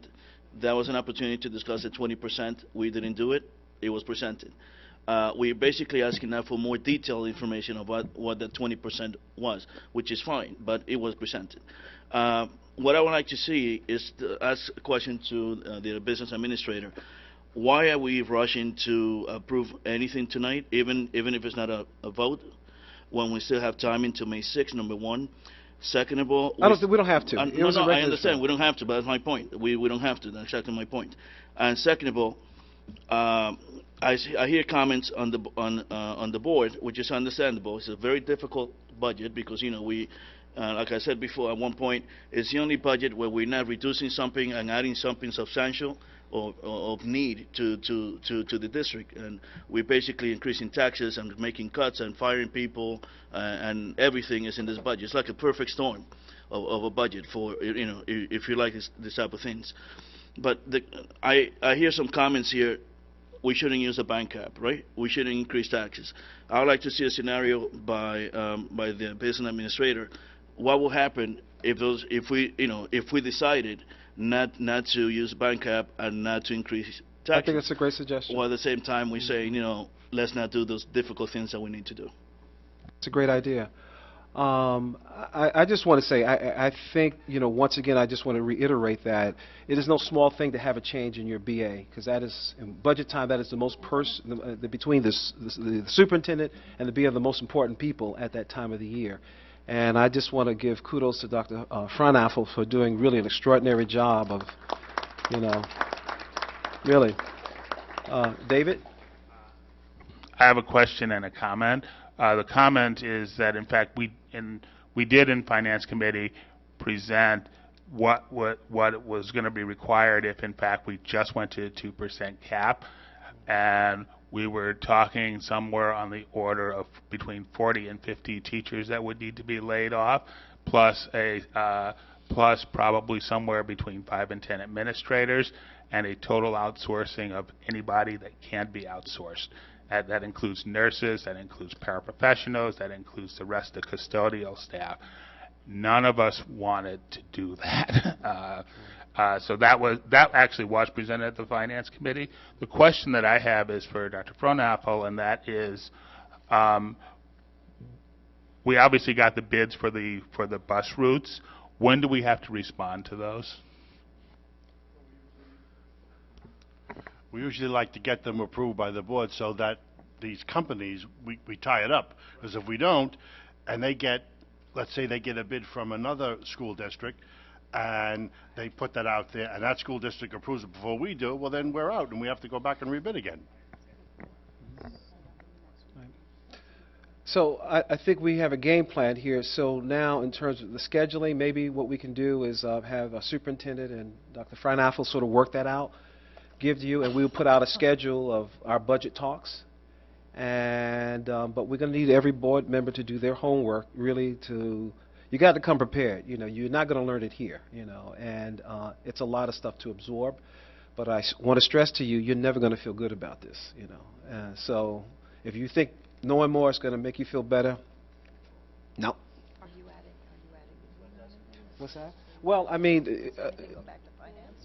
Well, the finance, the question is being asked, should it go back to finance? As far as I'm concerned, the finance kind of runs in itself, and maybe there is some advantage of having them sort of running in the background and sifting through some of this stuff, and maybe even help to tailor, with Dr. Frauenapfel and our superintendent, the presentation so that we can be as efficient as possible and make sure that the requests that we've heard tonight are actually done when we get back here, because it's 9 of us and each of us have our own sort of predilections on how we like this stuff, and so maybe the Finance Committee can behave in that way, as well as to sort of really look under the hood, which is actually the charge. And so from my point of view, I think that the Finance Committee has done its due diligence.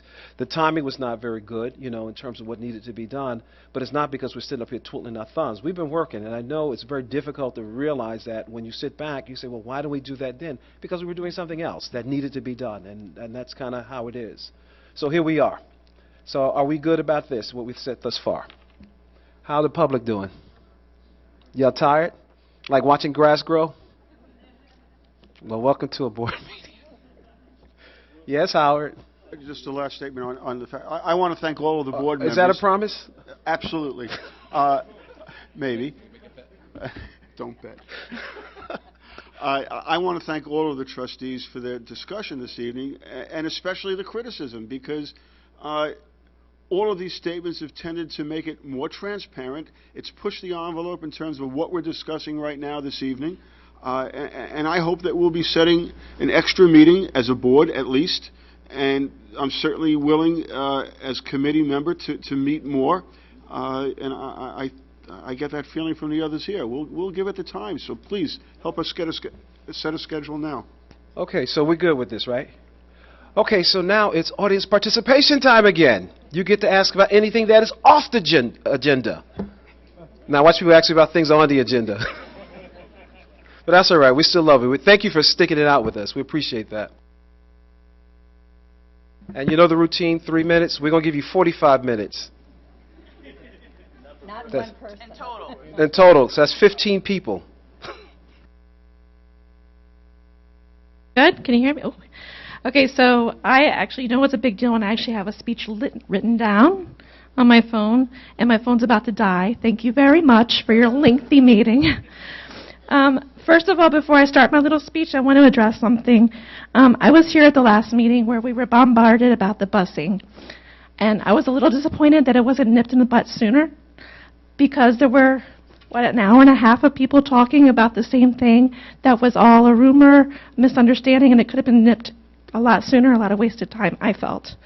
And I could have talked about outsourcing the paras instead. Anyway, that's why I'm here. So, I'm going to read my speech, and I'm going to try not to get emotional. No, good, yeah. Thank you. Okay, so I'm Amy Yepes, Alicia Avenue. I have a son at TJ and a daughter at Bryant. Okay. In the past, I have come to these meetings solely to support the teachers, the paras, and the custodians.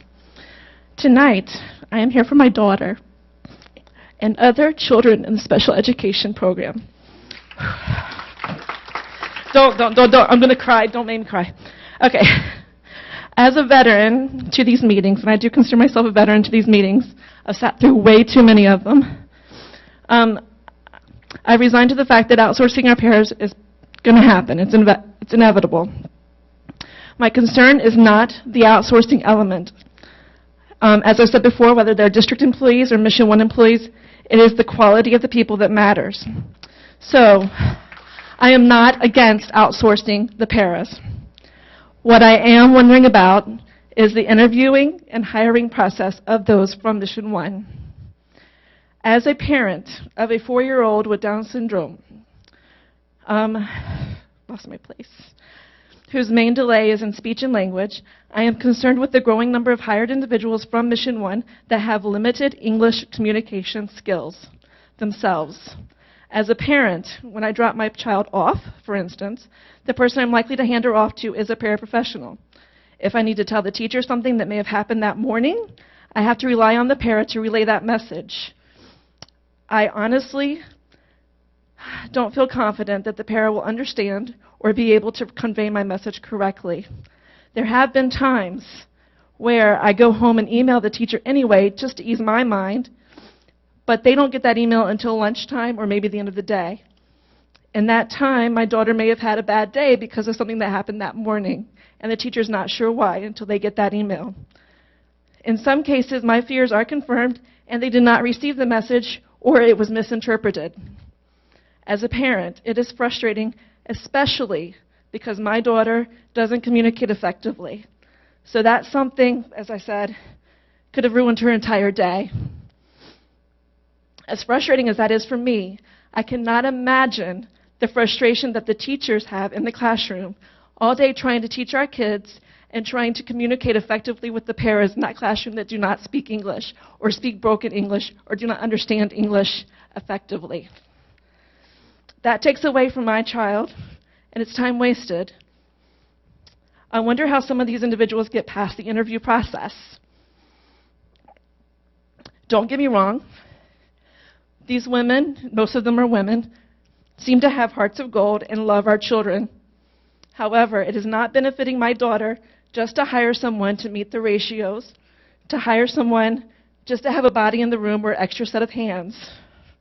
My daughter needs language role models, as most of the kids in her classroom do. And my daughter's just in pre-K.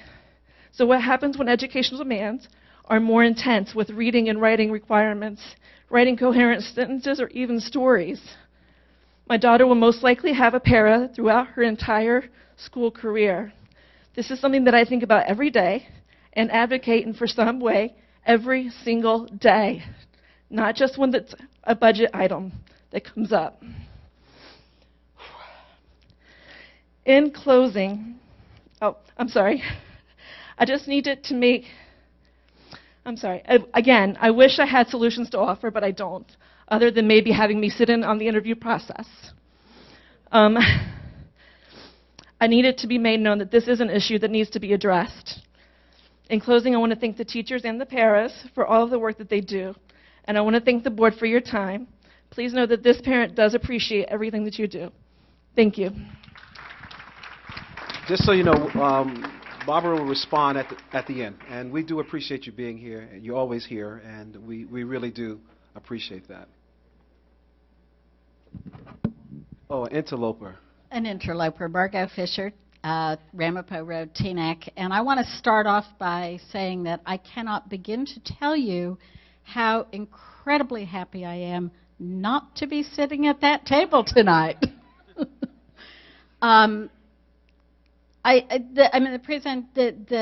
What has been presented here tonight, I kind of knew the broad outlines of it, but this was really sobering.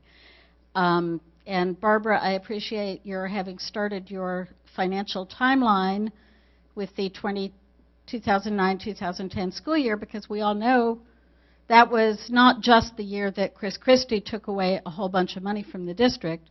That was the year that the town council actively cut our budget from a 0% increase budget, cut it by $6.2 million.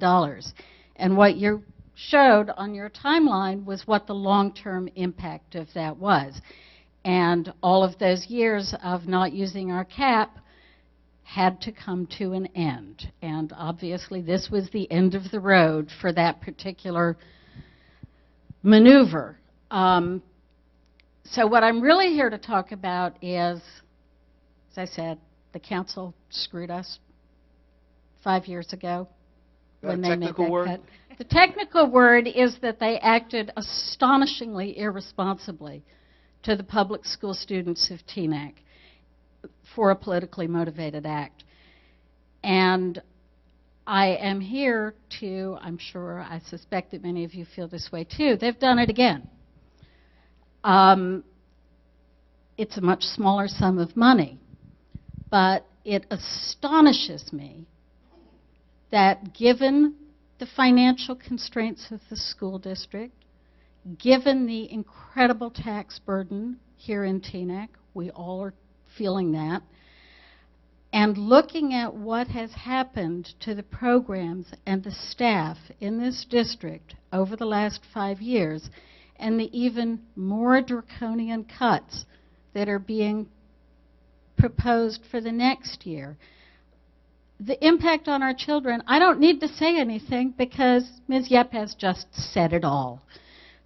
We know that. When we talk about cutting unnecessary extracurricular activities, we know we are harming our children's education.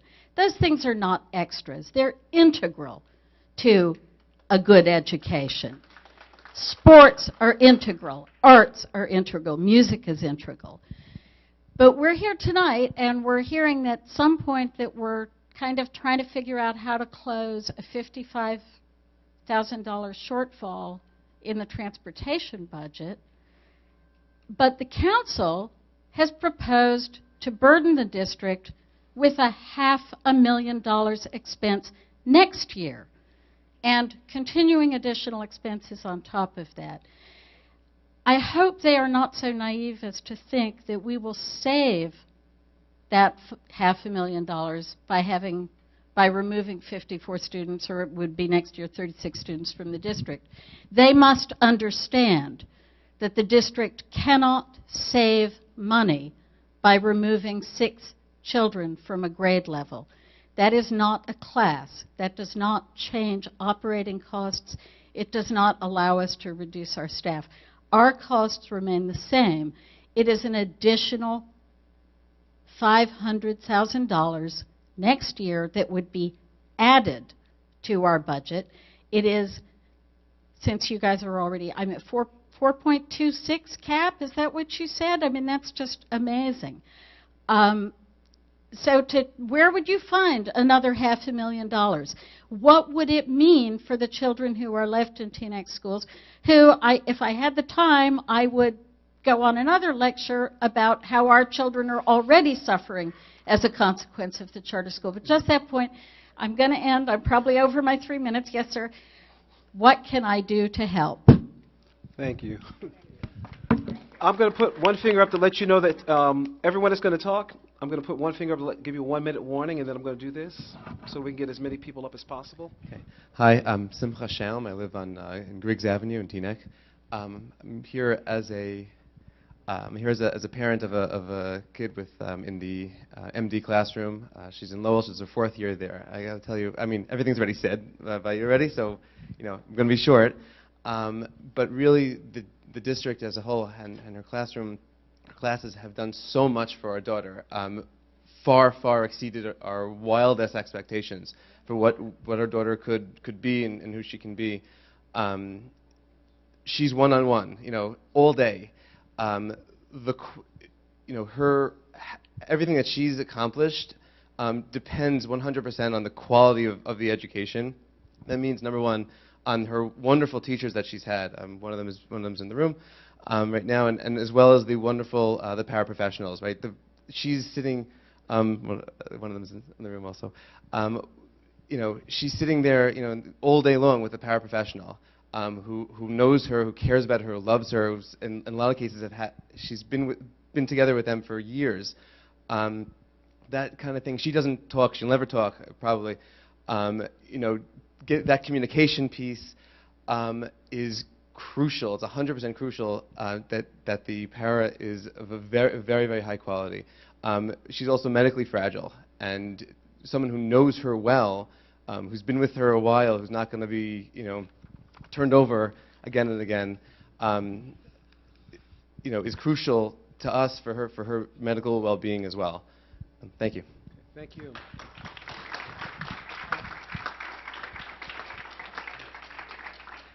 Hello, my name is Marta Aless, and I live in Pembroke Street, and I'm here also to talk on behalf of the paraprofessionals. My daughter is also in Teaneck, and she's blind. She has a para full-time. And I did experience at the beginning, and I was here last year as well and spoke, and I was here in the last meeting. Unfortunately, I couldn't speak. I did experience about 3 paras from the agency, and I do have to say they're wonderful. They're amazing human beings. I do believe they don't have the qualifications to deal with some of our kids and some of what they experience. My daughter has one-on-one.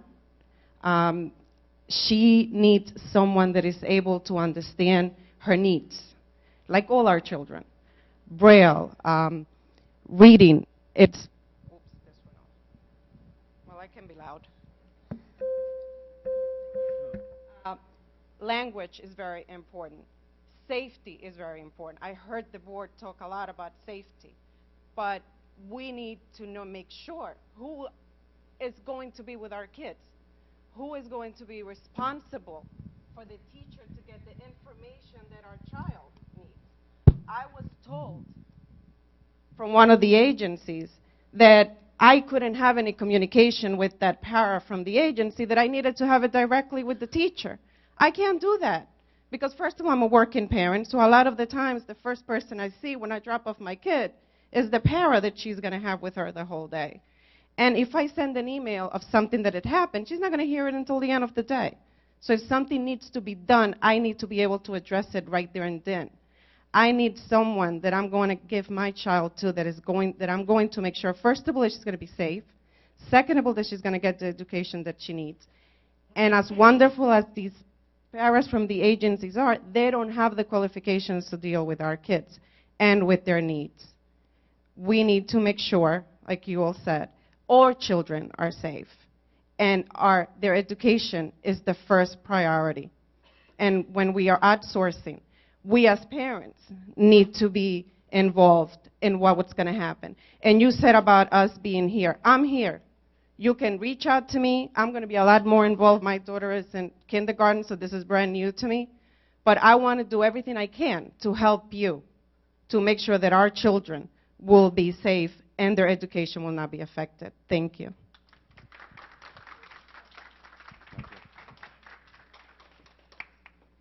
Good evening. This is tough. Very, very brutal. This is the first time. My name is Joe Petrillo. My daughter is in Bryan School. She's in, what is it, pre-K 3, okay? I apologize, I should know that, but I don't. We've spent a lot of time talking about busing. Again, seeing this agenda this evening and not having the time to drill into it, hours or days prior to is very tough, because it's broad strokes, right? We're also new to the town. When our daughter was diagnosed with autistic spectrum disorder in July of 2013, you can imagine, pretty brutal, right? Especially coming to the town that we don't know anyone, whole different ballgame. Go to the Bryan School. This is the place you need to be. This is the place where your daughter's going to get the best care, the best education, the best specialized therapy that she needs is going to come from the school. And I got to tell you, I was skeptical.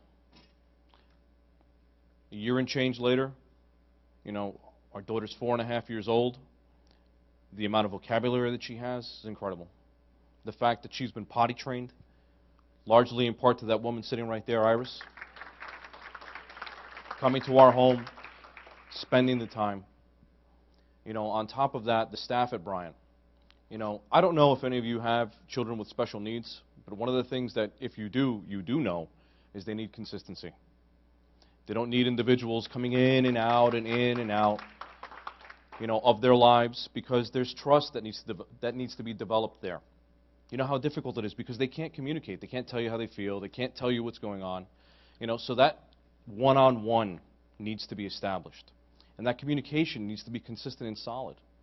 I'm looking at your goals here, and goal number 1 is students attending the Teaneck Public Schools will acquire the skills, knowledge, and understanding to be successful in the 21st century. We have to do what's right for them.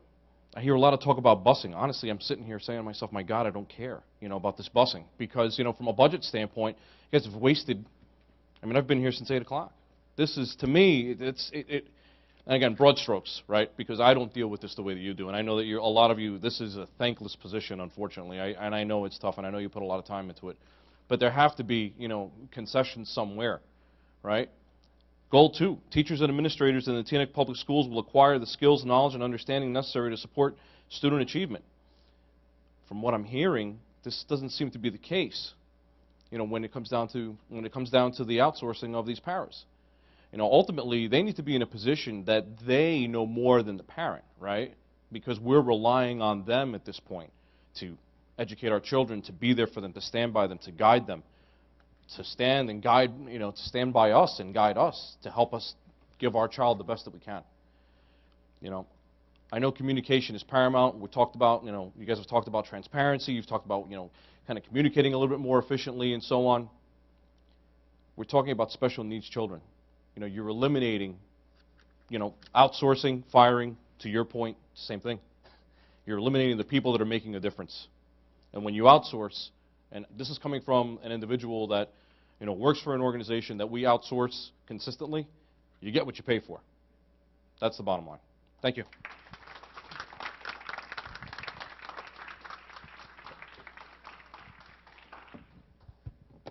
My name is Keith Kaplan.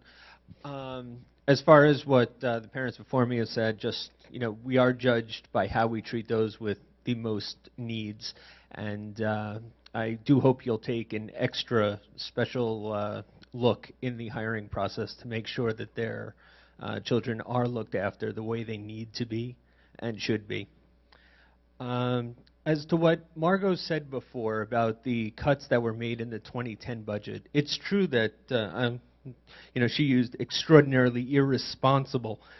to describe the town council's actions, but the school board decided at a time when many other towns were looking at Christie's cuts and decided they needed to cut back, this board decided not to. It decided to put forward large numbers and a rather large increase to the taxpayers, which the taxpayers struck down.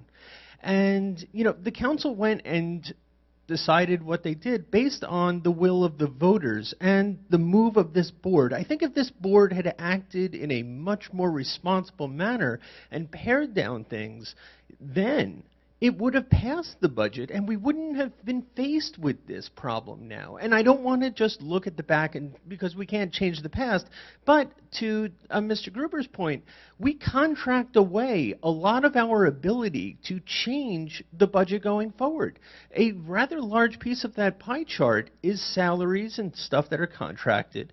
And if we're going to go and tell people that our choices now are either a raise using a cap bank, which only pushes the problem into the future, or, you know, what we really need to do is look at harder negotiations when that comes up again. Now, I'm all for paying our professionals what they're worth. And if you take a look at what they're making just across the border in Bergenfield, teachers are getting 20% less in some situations when you look at comparative salary charts. That's an untenable situation, especially when you look at declining enrollment in the public schools decade after decade. What you wind up having is a rather large amount of teachers that don't retire, fewer new hires, and you have teachers at the top of the salary chart. This needs to change. And just a moment to talk about the cap bank issue, because as Mr. Frohnapple said, the change to November largely makes it impossible to go and put the vote to the voters because you're already 3 months into the fiscal year if the voters vote it down. Now, that's largely a self-inflicted injury because this board voted to go and move it to November, but leaving that aside, the intention was to leave it at 2%. And while I agree that, you know, obviously it's legal for you to use this cap bank, as Mr. Rose said, there's something untoward about it, especially when it just moves the decision-making, the impossible decision-making, because you're contracted into a corner, into the future. And I hope you seriously take a look at the future ramifications the next time budget season rolls in.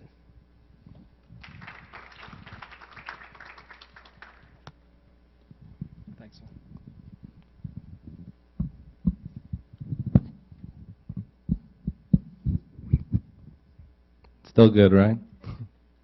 All right, Gerald Henry, 909 River Road, Teaneck. I'm a teacher, parent, went to the schools.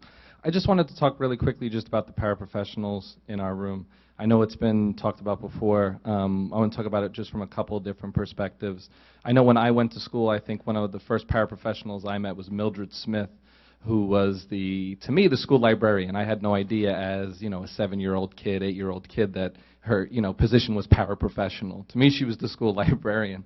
When I started working in Whittier, she actually still was in that same position. It took me probably about 7 years before I could call her Mildred. Mrs. Smith was the first 7 years.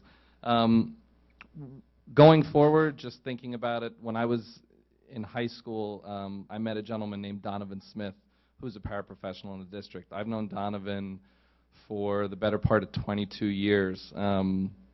He was somebody I looked up to. He was a coach. I had the pleasure to work with him during the school year at Whittier for many years. I actually worked with him in the summer at a summer job we do together. Carlisle Myrie, Tony Nylander, there are other paraprofessionals in the district who are also coaches in the district. I grew up with Tony, knew Carlisle in high school. We've maintained our friendship. They're wonderful guys, dedicated paraprofessionals in our district for some time.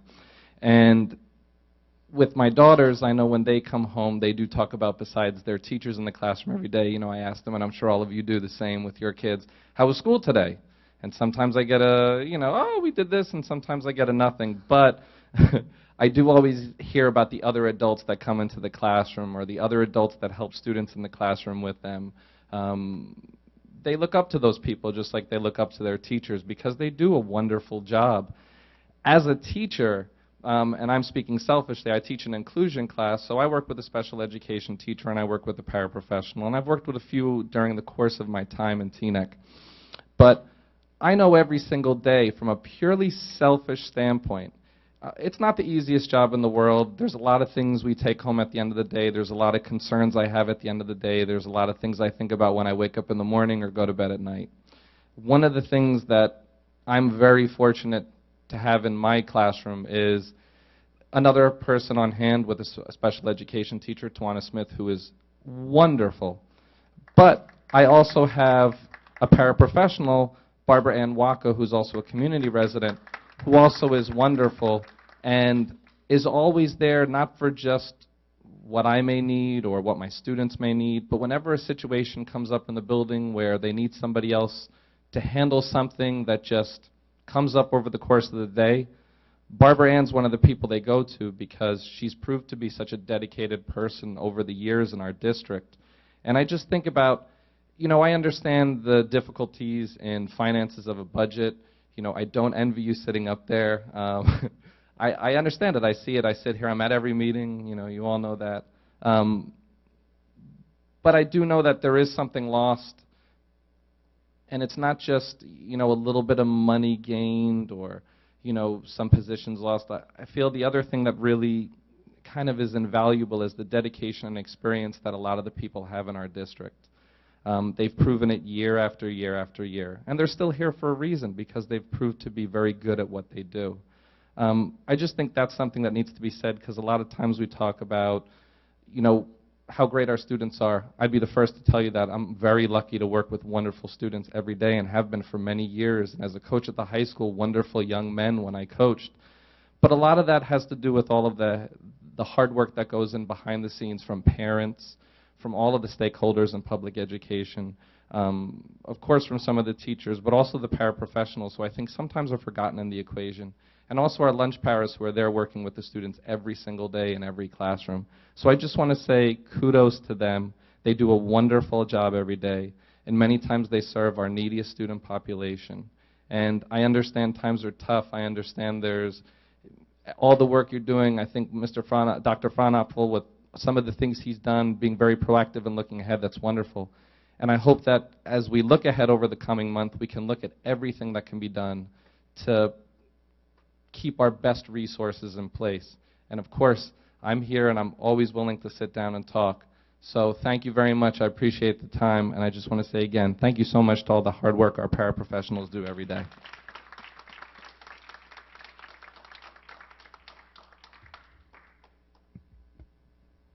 You hear me? Jason Castle, Teaneck councilman and resident, Maple Street. Let me address the official capacity first. I want to clarify a misconception. Ms. Fisher got up and said that the town council proposed that $500,000 be stripped from the school board's budget. I want to make it very, very clear that an endorsing resolution after the Commissioner of Education for the state has already delivered a decision of no, does not overturn that decision. That decision can be overturned through an appeals process, but no endorsing resolution of a high-performing school that just got told no strips any money from the budget. So I want to clarify that. That endorsing resolution was largely, if not entirely, symbolic, because it didn't accompany an application to amend the charter. So if people want to linger on that issue, they are entitled to, and I've spent the past 8 days talking to a number of folks trying to clarify that point. As it relates to busing, I said at the last meeting, of the 11,000 households plus, plus in this community make up the school board budget. And if a parent doesn't have a child in a traditional public school, and busing is the one service that they receive, then they should continue to receive that. So I was encouraged to hear the conversation this evening, and I'm encouraged that you will find a way, hopefully, to allow all children, regardless of what school their parents choose to put them in, to continue to have busing. As the spouse of a special education teacher who has a para in her classroom that she depends on because Councilman, you got 1 minute.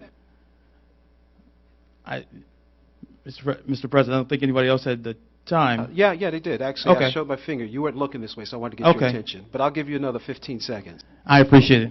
Let me just say this. At a past meeting, it was stated by members of the board that the board took a neutral position on the charter school and their application. Following a number of meetings and conversations I've had, to include the Lieutenant Governor, Kim Guadagno, the representatives from the Commissioner of Education's office, Director Harold Lee, who's the Director of Charter Schools for the state, it was communicated clearly to me that the decision of the state to deny the application was based solely on a pair of letters that came from the superintendent's office. There were several statements that were made. One of them was, I have been unable to contact you by phone to make an appointment for our board leadership and for me to speak with you on the proposed Teaneck Community Charter School expansion and the damage that the expansion would do to the Teaneck Public Schools.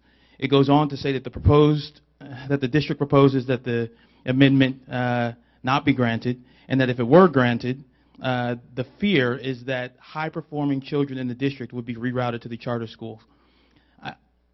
I'm saddened by that statement, and I'm saddened by that statement for a couple of reasons. There are 7,500 school-age children in Teaneck, and 54% of them are not in the Teaneck Public Schools. And I would really like to see a concerted effort by this board to focus on attracting that 54% of students who aren't in the Teaneck Public Schools, rather than focusing on 54 students who might be added to a Teaneck Community Charter School, which is a public school, over the course of 6 years. We have a 3-minute here, and I think you guys just didn't put one at the council. Your time is up, sir. I appreciate you enforcing the rule. Actually, I gave you more time, actually. I did have less time than others. Thank you, though. Okay, I'm actually clocking you.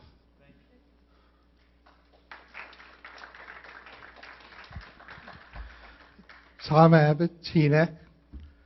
I also want to talk about what happened at last Tuesday's council meeting. There was a resolution to support this appeal, but it was done almost entirely without accurate information. The school board was not presented, as far as I know, the actual request by the charter school as to what they wanted and why. They certainly weren't given the response from Ms. Pinsack. In fact, the presentation started with I'll call it a so-called quote from Mrs. Pinsack, which sounded like the school board would support this resolution. There was no mention of money. Mr. Castle, I don't know where from, said this was only 25 kids. When the charter school representatives came to do their spiel, they didn't bother to correct this. They did mention that it was to raise class size from 17 to 20. And you could tell from that it was 54, but they weren't going to correct the bad impression. They also, Mr. Castle talked about how much better the charter school was. He talked about greatschools.org as if this is some arbiter of what makes a school good.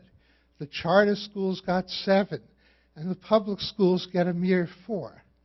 If he actually looked through the greatschools.org site, he might notice they say, this is one measure. It just measures test scores. There was absolutely nothing about the presentation that justified the resolution, and in fact, they were told at the council that this had to happen by Thursday because that was when the appeal process was taking place. It was done entirely under false pretenses, and the council had no business getting involved, nor did Mr. Castle. Thank you.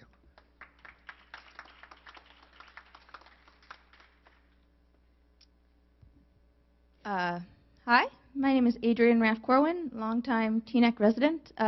Hi, Mr. McHale, graduate of Teaneck High School, Griggs Avenue resident. This is my first Board of Education meeting. I'm trying to get more involved. Welcome. Thank you. I really greatly appreciate all the work you guys are doing. But there's one voice in here that I feel like is missing. And again, I'm new, so maybe this has been discussed in the past. But it's the students' voices. I'm concerned. I am an educator myself as well now. I work for the county. I'm at Bergen Community College, adjunct lecturer. And I impress on my students constantly, I'm in political science, the role of accountability. The constituents in this, yes, parents are of course constituents, but the students are also a major constituent of this board. And I really want to see more student involvement, especially if we're going to talk about possibly cutting extracurriculars. Talking to the students about that. And I know that's very hard, but I think it's something that should be discussed more. Where are the students' voices in this discussion? Again, thank you very much, and I'm very glad to be here. Thank you. This will be our last speaker for tonight. My name is Zev Darek, Johnson Avenue, parent of a Hawthorne School student. I want to make a few comments. I want to speak to transparency. So at the prior to the last meeting, I emailed the board asking for information that was presented tonight by Mr. Fronaffel about the proposed consolidation, and the failure to present that at the last meeting, being aware that there were 600 people there looking for that information and for the position of the board on that information, when no one from the board even questioned Mr. Fronaffel on what the plan was. So was just, it's not transparent. And when you talk about outsourcing, it's simply pushing off the negotiations of contracts and personnel and salary and benefits to another administrator who is then drawing a salary and just stating that that person is doing a better job at negotiating the salaries and benefits than the Board of Education is able to do. So, you know, it's the same money. It's whether you guys negotiate the salaries and pick the personnel or allow someone else to make that negotiations. And that goes the same with the charter school. It's whether you guys can do the best job of administering and drawing the students, or whether there's another organization, public school within Teaneck, that can do that better job. And you guys need to step up the leadership in order to show that it's this board that can do that job and provide for our children. Thank you. Okay, thank you. Can you start responding? Yeah. So I'm going to start responding as best I can, and please remind me if I don't respond to some people. First of all, since it was near the last, and that's how I'm thinking. Mr. Castle, I guess we'll agree to disagree about what is shocking and what each other has done. But I do want to read the context, and I did make that statement. Here was the context in my letter to the commissioner. And since I never did get a call from the commissioner for an appointment, I'm surprised to hear or interested to hear that my letter to him mattered. But I was responding to Mr. Calandrillo's statement that the charter school outperforms the Teaneck public schools while offering a full range of special education services.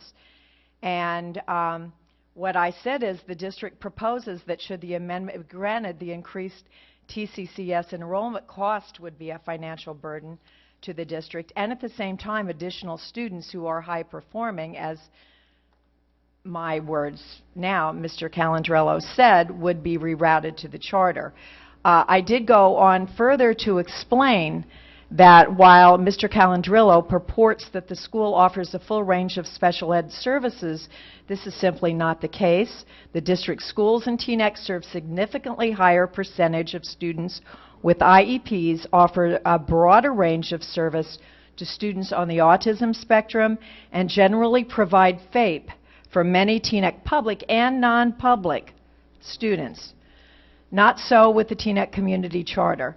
So the number of classified students there does not meet the requirements for an N, the number on the New Jersey School Performance Profile for either language, arts, or mathematics. So, and I went on to say, I have another illustration of that. So, in the context of my intention, and perhaps it didn't read that way, my intention was to explain that, well, first of all, high performing and performs better or significantly higher than Teaneck Public Schools is in the eye of the beholder, and to me it's like comparing apples, a piece of fruit, with, I don't know, a building somewhere, because you really can't compare the two. So, and then of course comparisons are made of the two. So that's an explanation to that. Well, let me have a little bit of that, please. Just getting back to that issue. Because I watched the council meeting, and I watched the way that this was laid out and presented to the council, and all the superlatives about the charter school were definitely articulated there. The council had zero context in which to make their decision upon. In fact, I think the right move would have been to table that until they got better information. We had the director of the school, Dr. Calandrillo, and a couple of board members who spoke on behalf of that. And I think it is problematic when you have government entities sort of pitching against each other. Now, this issue about charter schools, I know that because people think that we all serve on the charter school, serve on the school board, that we're automatically anti-charter schools, and that is not the case. In fact, I run a free math and writing program every Saturday. This woman also participates in that, and we have charter school children on it, we have public school, we have parochial, we have children from New York and from any other place. They say, build it, and they will come. Well, they came. And so there is no issue regarding charter schools. The problem here is with the funding. The funding is a real and concrete and tangible issue. In fact, to talk about how this public school district tried to work with the charter school, with its previous director was Billy Bowie. We actually visited Christopher Surf on behalf of what was going on in our school district when we were both threatened by the fact of having a virtual charter school. So another sort of threatening thing that it's threatened to take, I think, approximately $15 million out of our budget. And our conversation with Christopher Surf was basically saying that you are pitted against the public school. And he says, but that's kind of crazy. How am I going to do that sort of stuff? How are we going to work together if the whole premise of having the charter school is for us to compete with each other? But besides that, we managed to sort of work with him and to work beyond that because why? Because our children, meaning we don't differentiate between charter school children, public school children, non-public school children. They are children of this community. Now, when we talk about where the money comes from, a lot of people who don't understand public education, when they hear the dollar amount for a school, they tend to think about tuition. Public schools do not collect tuition. So when they talk about the cost per student, what they're saying is not that if I lose 10 students and they say each of them is $20,000, I've lost $100,000. No. This was pointed out that basically our costs are the same. The only way that we can actually reduce our cost is by firing people, getting rid of services, getting rid of program, and that's the only way. So those 100 kids would have to be distributed in the right class at the right amount, and then I cut them. The very fact that we have an increase and we now have to pay the per student cost, and actually to the defense of the charter school, they only really get 90% of that. It's not the full amount. But effectively for us, that's $500,000 gone. Gone. And we still have the same sort of expenses.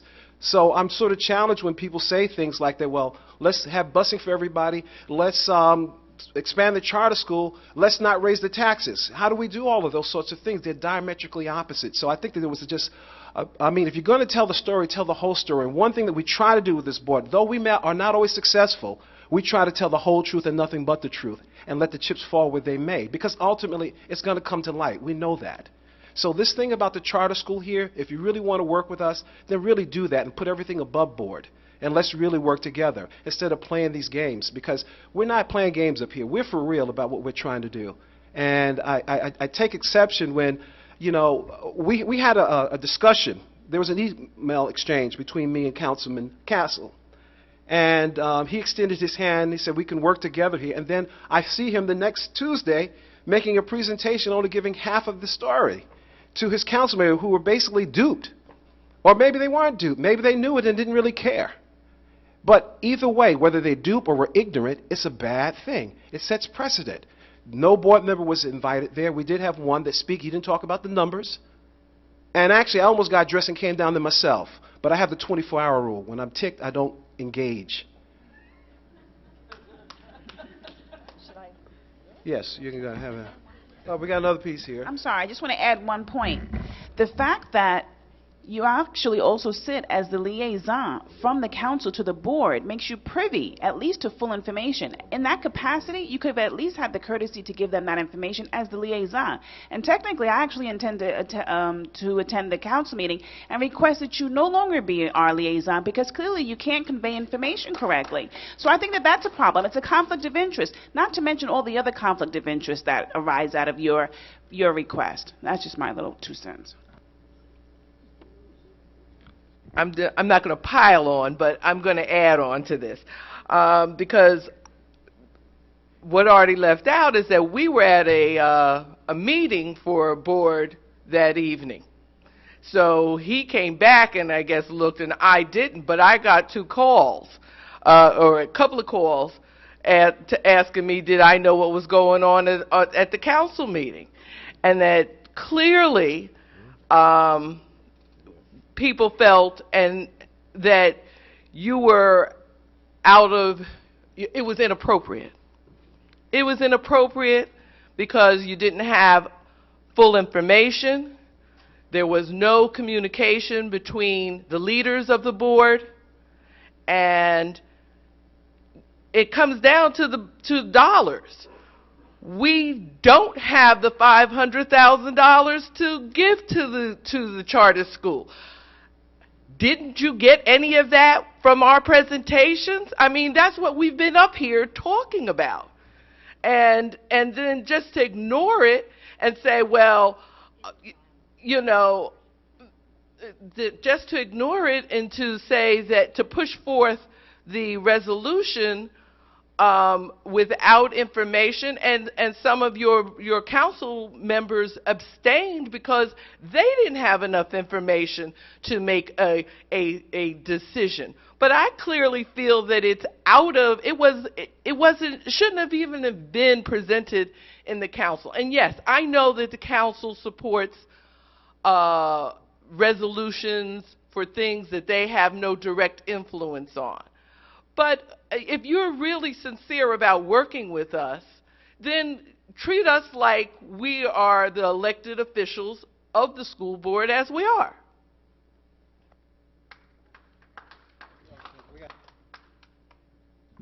I just have a comment for Mr. Henry. No disrespect. Okay, keep your back to her. But no disrespect, but your comments are really disingenuous regarding the paraprofessionals. Just like the custodians, I really want to emphasize, the Board of Ed does not want to outsource anyone. Okay, and we're willing to compromise in this respect. We also have a lot of sympathy for Alicia and the other parents. I mean, I really feel it, and thank you for speaking up in that regard. Oh, I'm sorry. I'm bad with names. But here's the problem. You know, and we can't just dance around it through speeches.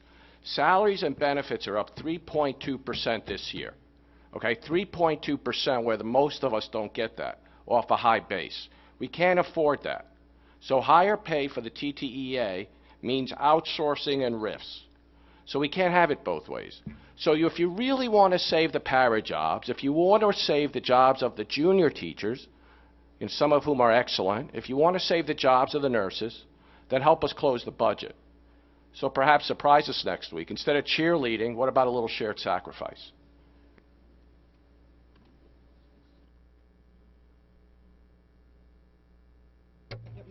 So, Amy and others, first of all, I want to tell you that we do have, the young lady, we do have student reps on the board.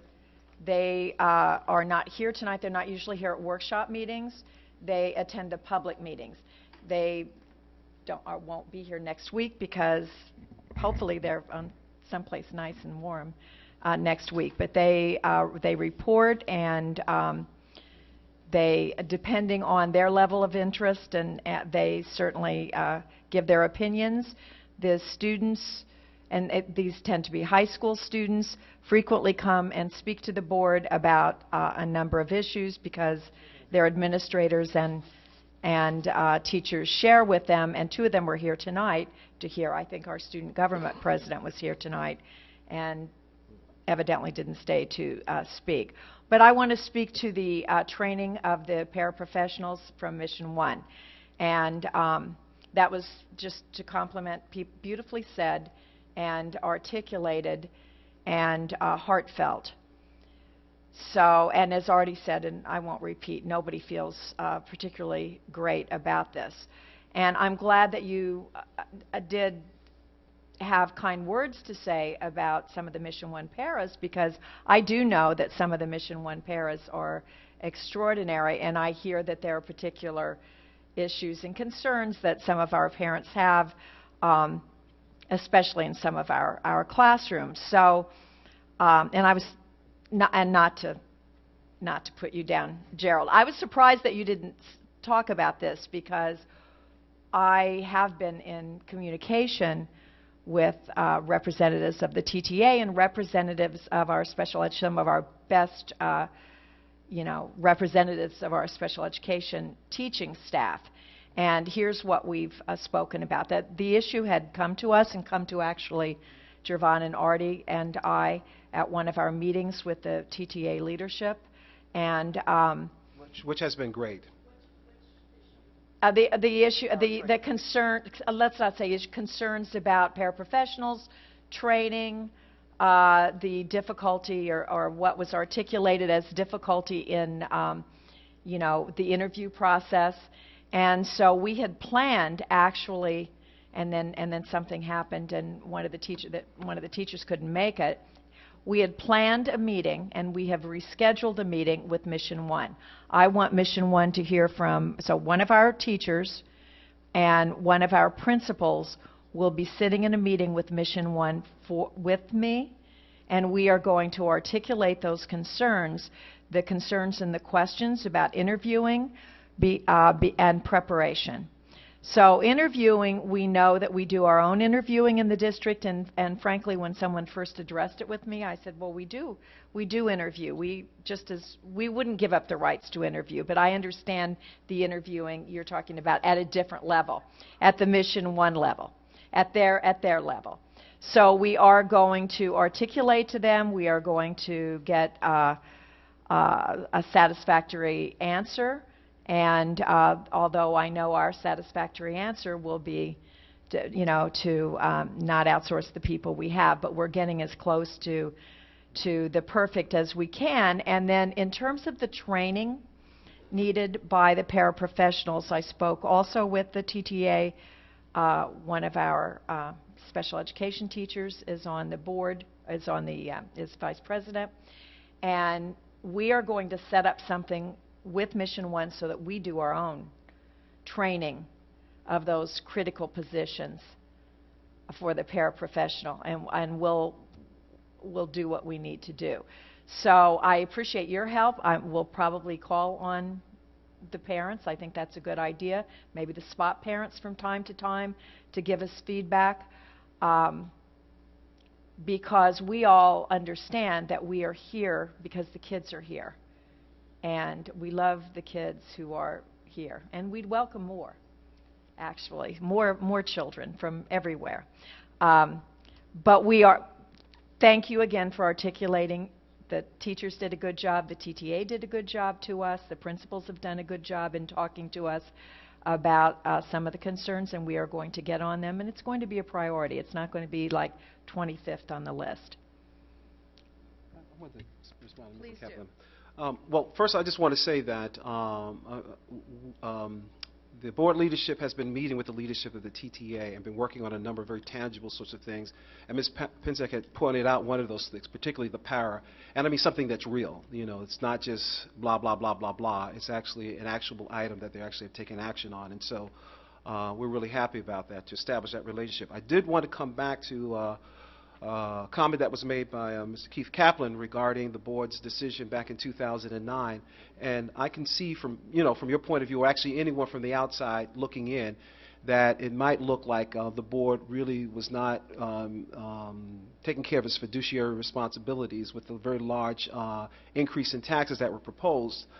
And I want to put that in a little bit of context for you, because a lot of things that boards do were driven by external forces that sometimes regular people, and when I say by regular people, we live in a world where there seems to be 1 and 1 should be 2, but in education that isn't always the case. And you're forced or compelled to do things that you don't necessarily want to do. What occurred at that time back in 2009, we talked about our budget process. We had actually, by the time, we had already, we started our budget project back in the fall of 2009. By the time 2010 had rolled around, our budget was complete and we were actually ready to implement it.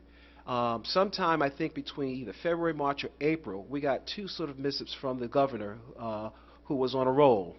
The first missive was saying, we're going to cut your budget because you've been so careful in how you spent your money by $4 million. Now, if you can imagine, what's that like to have a cut like that after you've already put together your budget? Then, a month after that, he says, oh, that's not good enough. We're going to take another $2 million for good measure. So now we have $6.1 million. Now, we just talked earlier about the board having time to have these discussions. We meet twice a month, and the Finance Committee is sort of running around in the background. So at that particular meeting, when we made the decision to put that 4% forward, this is after our budget had already been done. And so there had to be a quick sort of coming together of the superintendent, the business administrator, the board president, I don't think I was part of, and the finance committee, to figure out how are we going to put together, because that decimates your whole program. How do you put that together in a short amount of time? And when you look at what impact $6 million has on your services, on your staff, because we're service oriented, so it's about the people. The money is where the people. It decimated it. And so we put forward that knowing that people were going to have a hard time absorbing it, and we didn't have enough time to sell it because we had to put the budget because we had a deadline. So we put it up there. We did our very best to try to explain to people why you're getting this incredible increase, because our budget had gotten cut. And if we don't do this, we didn't have time to really absorb how do we do this with the least possible sort of impact on our kids. The community voted it down. Now, when the community votes it down, it goes to the council. Instead of the council now the council can do a couple of things. They don't have to take away actually they can cut $10, $1,000, $1 million, $2 million, $3, $4. The council at that time decided to cut the $6.1 million. And okay, I get that. You know, maybe they don't understand what we do. They feel that the town is overtaxed. But then they went a step further and said, this $6.1 million we're cutting will have no impact on your classroom. Now, either you're mean as hell or you're stupid when you say something like that. And I'm using that very strong language because this is what we do, you know, and not to have that kind of discourse. And we had a bunch of council members holding court, and we even had some teachers holding court supporting them in this action. So the budget goes down. The council cuts a $6.1 million. So now we as a board have to now start cutting people because that's where the money is. So during that entire sequence of events, each week we had a different group fighting for their piece of the cut. And my response to them, what did you think was going to happen when you voted the budget down? We had people for the football team. We had people for the film group. We had people fighting for teachers. And I'm saying that you cannot have it both ways. And a point, and this is Margaret is going to love this, is that when you cut the budget, it doesn't only have an impact that year. It propagates, and you see the manifestation of that. Now, I know some people say that we spend too much money on all those sorts of things, and we can argue. I can get another group here that says exactly the opposite. And so as a board, you're balancing between those two particular sorts of things. In spite of that, what the board decided to do is not to complain, not to whine. In fact, this pulls in the TTA. we actually went to the TTA and said, look, if you guys don't help us out with this, we're going to cut all of these people, your colleagues, because that's the largest group. That's where most of the money is. We went to them twice. Now, the thing about that, we have to be careful. In fact, our superintendent at the time, I think, was Skip Denham, interim superintendent, been in the district for about 35 years, and I won't tell you, he went away with a mint of money, but that's a whole other story. We won't talk about that. But he went and asked, could you reconsider opening the contract so that we can save these job positions?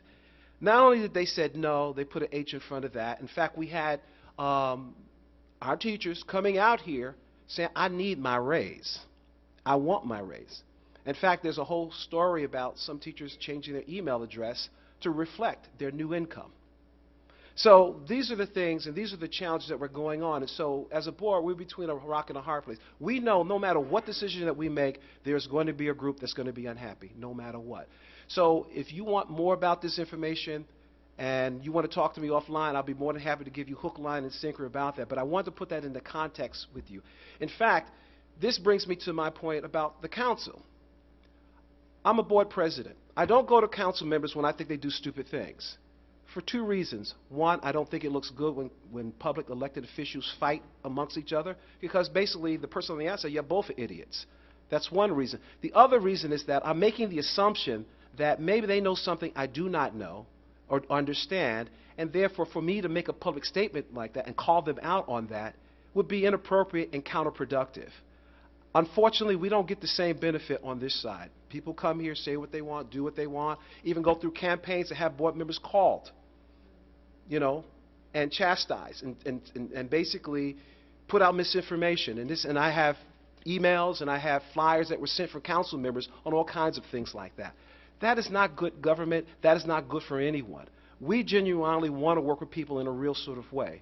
And in order doing that, that means that you have to kind of own the thing that you do. One thing I can say about this board, when we make a decision about something, we own it. Good or bad, but not indifferent, we own it. We don't pretend that it did not happen. And so I just want to say to all of you, we really do appreciate you coming back. We hear your criticism. We're going to do what we can to sort of work with those things. In some respects, we may not be able to deal with or be able to respond the way that you might want us to respond to a particular sort of thing, but we're honestly giving it our best shot. Our superintendent, her staff, are really working very hard. We have some extraordinary teachers in our school district. We have some extraordinary administrators. We have some extraordinary custodial workers. And we have some that are not so good. That's the reality of it. But I've been fortunate to kind of have that whole sort of spectrum about our school district. And we had mention of this earlier today about the volunteerism of some of our sports, of some of our teachers who said, hey, I love this so much, I care about these kids so much, you don't have to pay me. In fact, in those cases, a couple of years ago, we had to write a special contract with that teacher who wanted to volunteer their time with the union so we wouldn't get into a problem with that. And I'm not saying that that's the problem of the teachers as individuals, but that is the inertia when you have these governing bodies, whether it's a union, a school board, a board for a charter school, a council, all these sorts of things. And so it doesn't make life simple. And people say, well, you should manage the budget like I manage my household. Well, you don't have all kinds of constraints in your household, legal and otherwise. And so it's not the same thing. So I appreciate you all being out here, and I hope I've addressed your question and your concern about, you know, what we did back, was it 5 years ago? Oh, my God. Yeah. Oh, no, go ahead. Mr. Kaplan, if you... Oh. I just wanted to respond to your question first time around. So we did, after the meeting that night, within a couple of days, asked the technology department to do a search of emails, you know, because I had heard various things. An administrator, it came from an administrator, it came from, you know, and various things were said. So I wanted to find the email. Nothing came up in our search. It wasn't until quite a few days later, and I don't have my calendar here, and so I can't tell you precisely. A citizen, a person who was here, that sent to Dr. Walzer an email that had a section of the email in it that was sent, and I could get a date and so on and so forth. Dr. Walzer sent that to me. Then I informed the tech department that they needed to go through and look again and search everything because they're you know, didn't think it was fabricated, so there must be something out there. And then finally, through another overlay of a piece of software, they found that email. But it was several, you know, it was quite, that whole process was over a week later, and that's how that came about. And then we said, aha, this is really it. And then I proceeded to, because I'd even asked the department some questions, you know, verbally. Well, you know, what is this? Was this done? And that isn't the answer that I got. But we did have the email many days later, and that was that. So that's to answer your earlier question. And I just wanted to talk about the cuts that occur when we have these budget constraints. When back in 2009, 2010, some of the programs that we had to get rid of was the Mandarin and the film.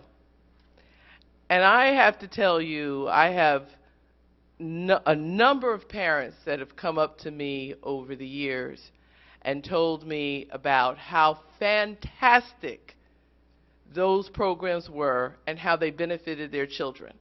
I had one parent tell me in particular her daughter was attending Rutgers. Because of her exposure to Mandarin in the high school, she was selected as the only entering freshman to go to China with Rutgers because of the program. We had to cut that. No, it was Rutgers. Oh, there was two parents that told me about a story about their child and their exposure to Mandarin and the fact that we had to cut it. The same thing with the film program. I had a number of people come up to me and say that my child attended Teaneck High School's film program. They're over at NYU, and they can't believe how far in advance those kids are. And they all come back and they say, this was a wonderful program. We're sorry you had to get rid of it. We got rid of it not because we were dissatisfied with the programs, not because, you know, it was an excess or extra activity. And we're doing that every year. We're getting rid of quality, productive programs that because we don't have the funds to support them. And that's just something, I mean, when we think of these budget cuts and budget reductions, we have to think in terms of it is impacting our students. It is not just dollars. And I just wanted to speak to the para concerns and issues, and really want to thank Amy for her statements. And you know, as a parent, I think the parent has already left, but they asked, they didn't know if any other parents were parents of special ed students. And I am a parent of a special ed student, so I am greatly aware and keenly aware of the impact. In fact, I saw Ms. Walker, I saw a couple other paras who over the years have closely worked with my child. So it's even more impactful because you understand the connection. Also, I know that every year when it comes up on the table, I always have, you know, pointed out that we are talking about our neediest students and the importance of having the quality with our neediest students. But with that being said, and as intimately as we understand that, it still is something, as Clara was just pointing, and the fact that you still are required to continue to cut away. So just wanted to express that it isn't something that, and none of these things are done without careful consideration. But with regard to the mission one, I think it was a great point. And as Barbara mentioned, we are looking at teachers being involved in the process. And I think that it would be really helpful to make sure that we address some of the concerns that we do have already with Mission 1 before we look at expanding, or even if they are the chosen company to work with, because we're currently having problems with the paras that we do have. It would give us pause and concern for adding to that base. So I hope that we would certainly have a full review and making sure that we get feedback of the current concerns that are in existence and make sure we address those, and that Mission 1 as a company can address those concerns making sure that there is quality in the professionals that they forward to us, making sure that their language barriers aren't a challenge, so that we would make sure that those barriers would be eliminated as we grow that program. So did we answer most of the questions here? No, you don't count. No. Yes, Margot. What question that we didn't answer for you?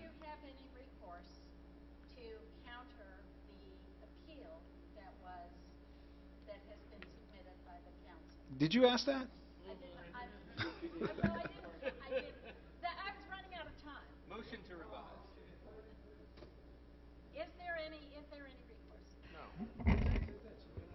I didn't see that there was even an appeal process, so at this point, the only, so should this appeal be successful, then I would appeal the appeal based on the money.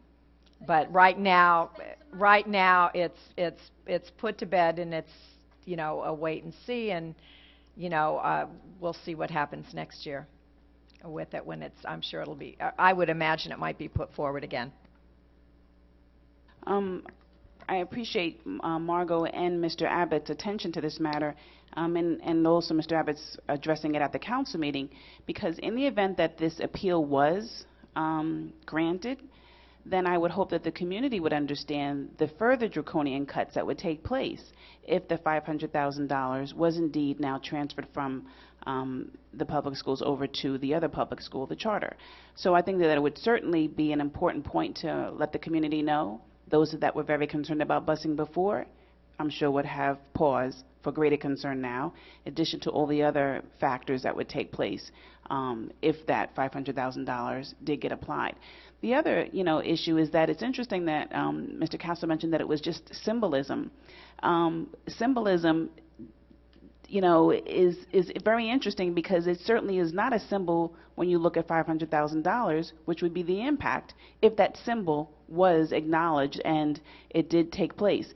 So, I think that that's kind of, yes, it really is disingenuous to say that, because it just reveals the fact that reveals your hand to say that maybe it's just symbolism this year, but that's where you're moving towards for the next year. So thank you for that information. Okay, I think we had enough of this. Okay, go ahead. I just wanted to let you know that the charter school, I have no problem with the charter school. As Artie articulated, we're not against the charter school. I'm just for public schools. And it's a subject that has taken a back burner in the state, because New Jersey is one of the few states that funds charter schools by taking the money directly out of the district. I have mentioned it. I mention it every time I get a chance to, when I run into a legislator, I'm at a meeting. I mentioned it to Chairman Prieto the other day, that, districts like Teaneck feel the impact of additional charter schools. We feel the impact of expansion of charter schools. We are not a bad district. We are a quality district. We have no focus schools. We have no priority schools. And to put additional charter fees on us is not fair nor equitable. And the legislators have to address the outdated legislation that does not address the allocation of charter school costs. It doesn't address virtual charter schools, which is still hanging out there. And it's something that has got to be addressed and brought into the 21st century. Okay, we're going to close on that, but before we do, if you want to talk to us face-to-face and not like this, I invite you to come to Conversations with the Board. It happens at 7:30 at our regular board meeting, which will actually be here next week. I know it's Passover, some of you may not be able to make it, but we do this every month, and you can talk to us one-on-one. I also want to invite you to, actually, you can go on the website and see the schedule, and you can also invite you to Sundays with the superintendent, where you can speak to her on a one-to-one basis. She's very accessible, very approachable. And when Math Adventures Wordplay was running, you could actually see her on Saturdays, but we just... Many did, right? Yeah, many did, right. So, we're here to answer your questions, and we'll try to answer them as honestly and as openly as we can, because we realize that this is a public school, and that means that the public has a vested interest in that and should, because that is really, in a lot of respects, how we measure the quality of our society. So I want to thank you all for being here this evening. And, David, do your thing. I think we're done. What? I'm sorry, not to make this any longer. But you're going to do it anyway. Yes. Okay. We received on our package, electronic package, information about the vandalism report. And I hate that name, but that's the name the state gives. And I do appreciate the administration for submitting it quarterly, like we have asked in the past. But I do think there's an opportunity for discussion, especially the suspension report at the high school, and it's something we might have to tie up, regarding possible cuts, programmatic cuts, and the budget and things like that. So I don't want to miss the opportunity to discuss it perhaps next week. Yeah, next week. Let's discuss it Thank next you. week, agenda item. Okay, cool.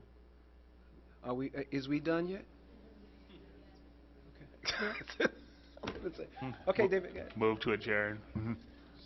All in... Oh, yeah, we need a motion to accept the HIB report. Okay. Move to accept the superintendent's HIB report. Roll call. Yes. Yes. Yes. Yes. Yes. Yes. Yes. Yes. Okay, now do your thing. Move to adjourn. Favor? Aye. See you at the next show.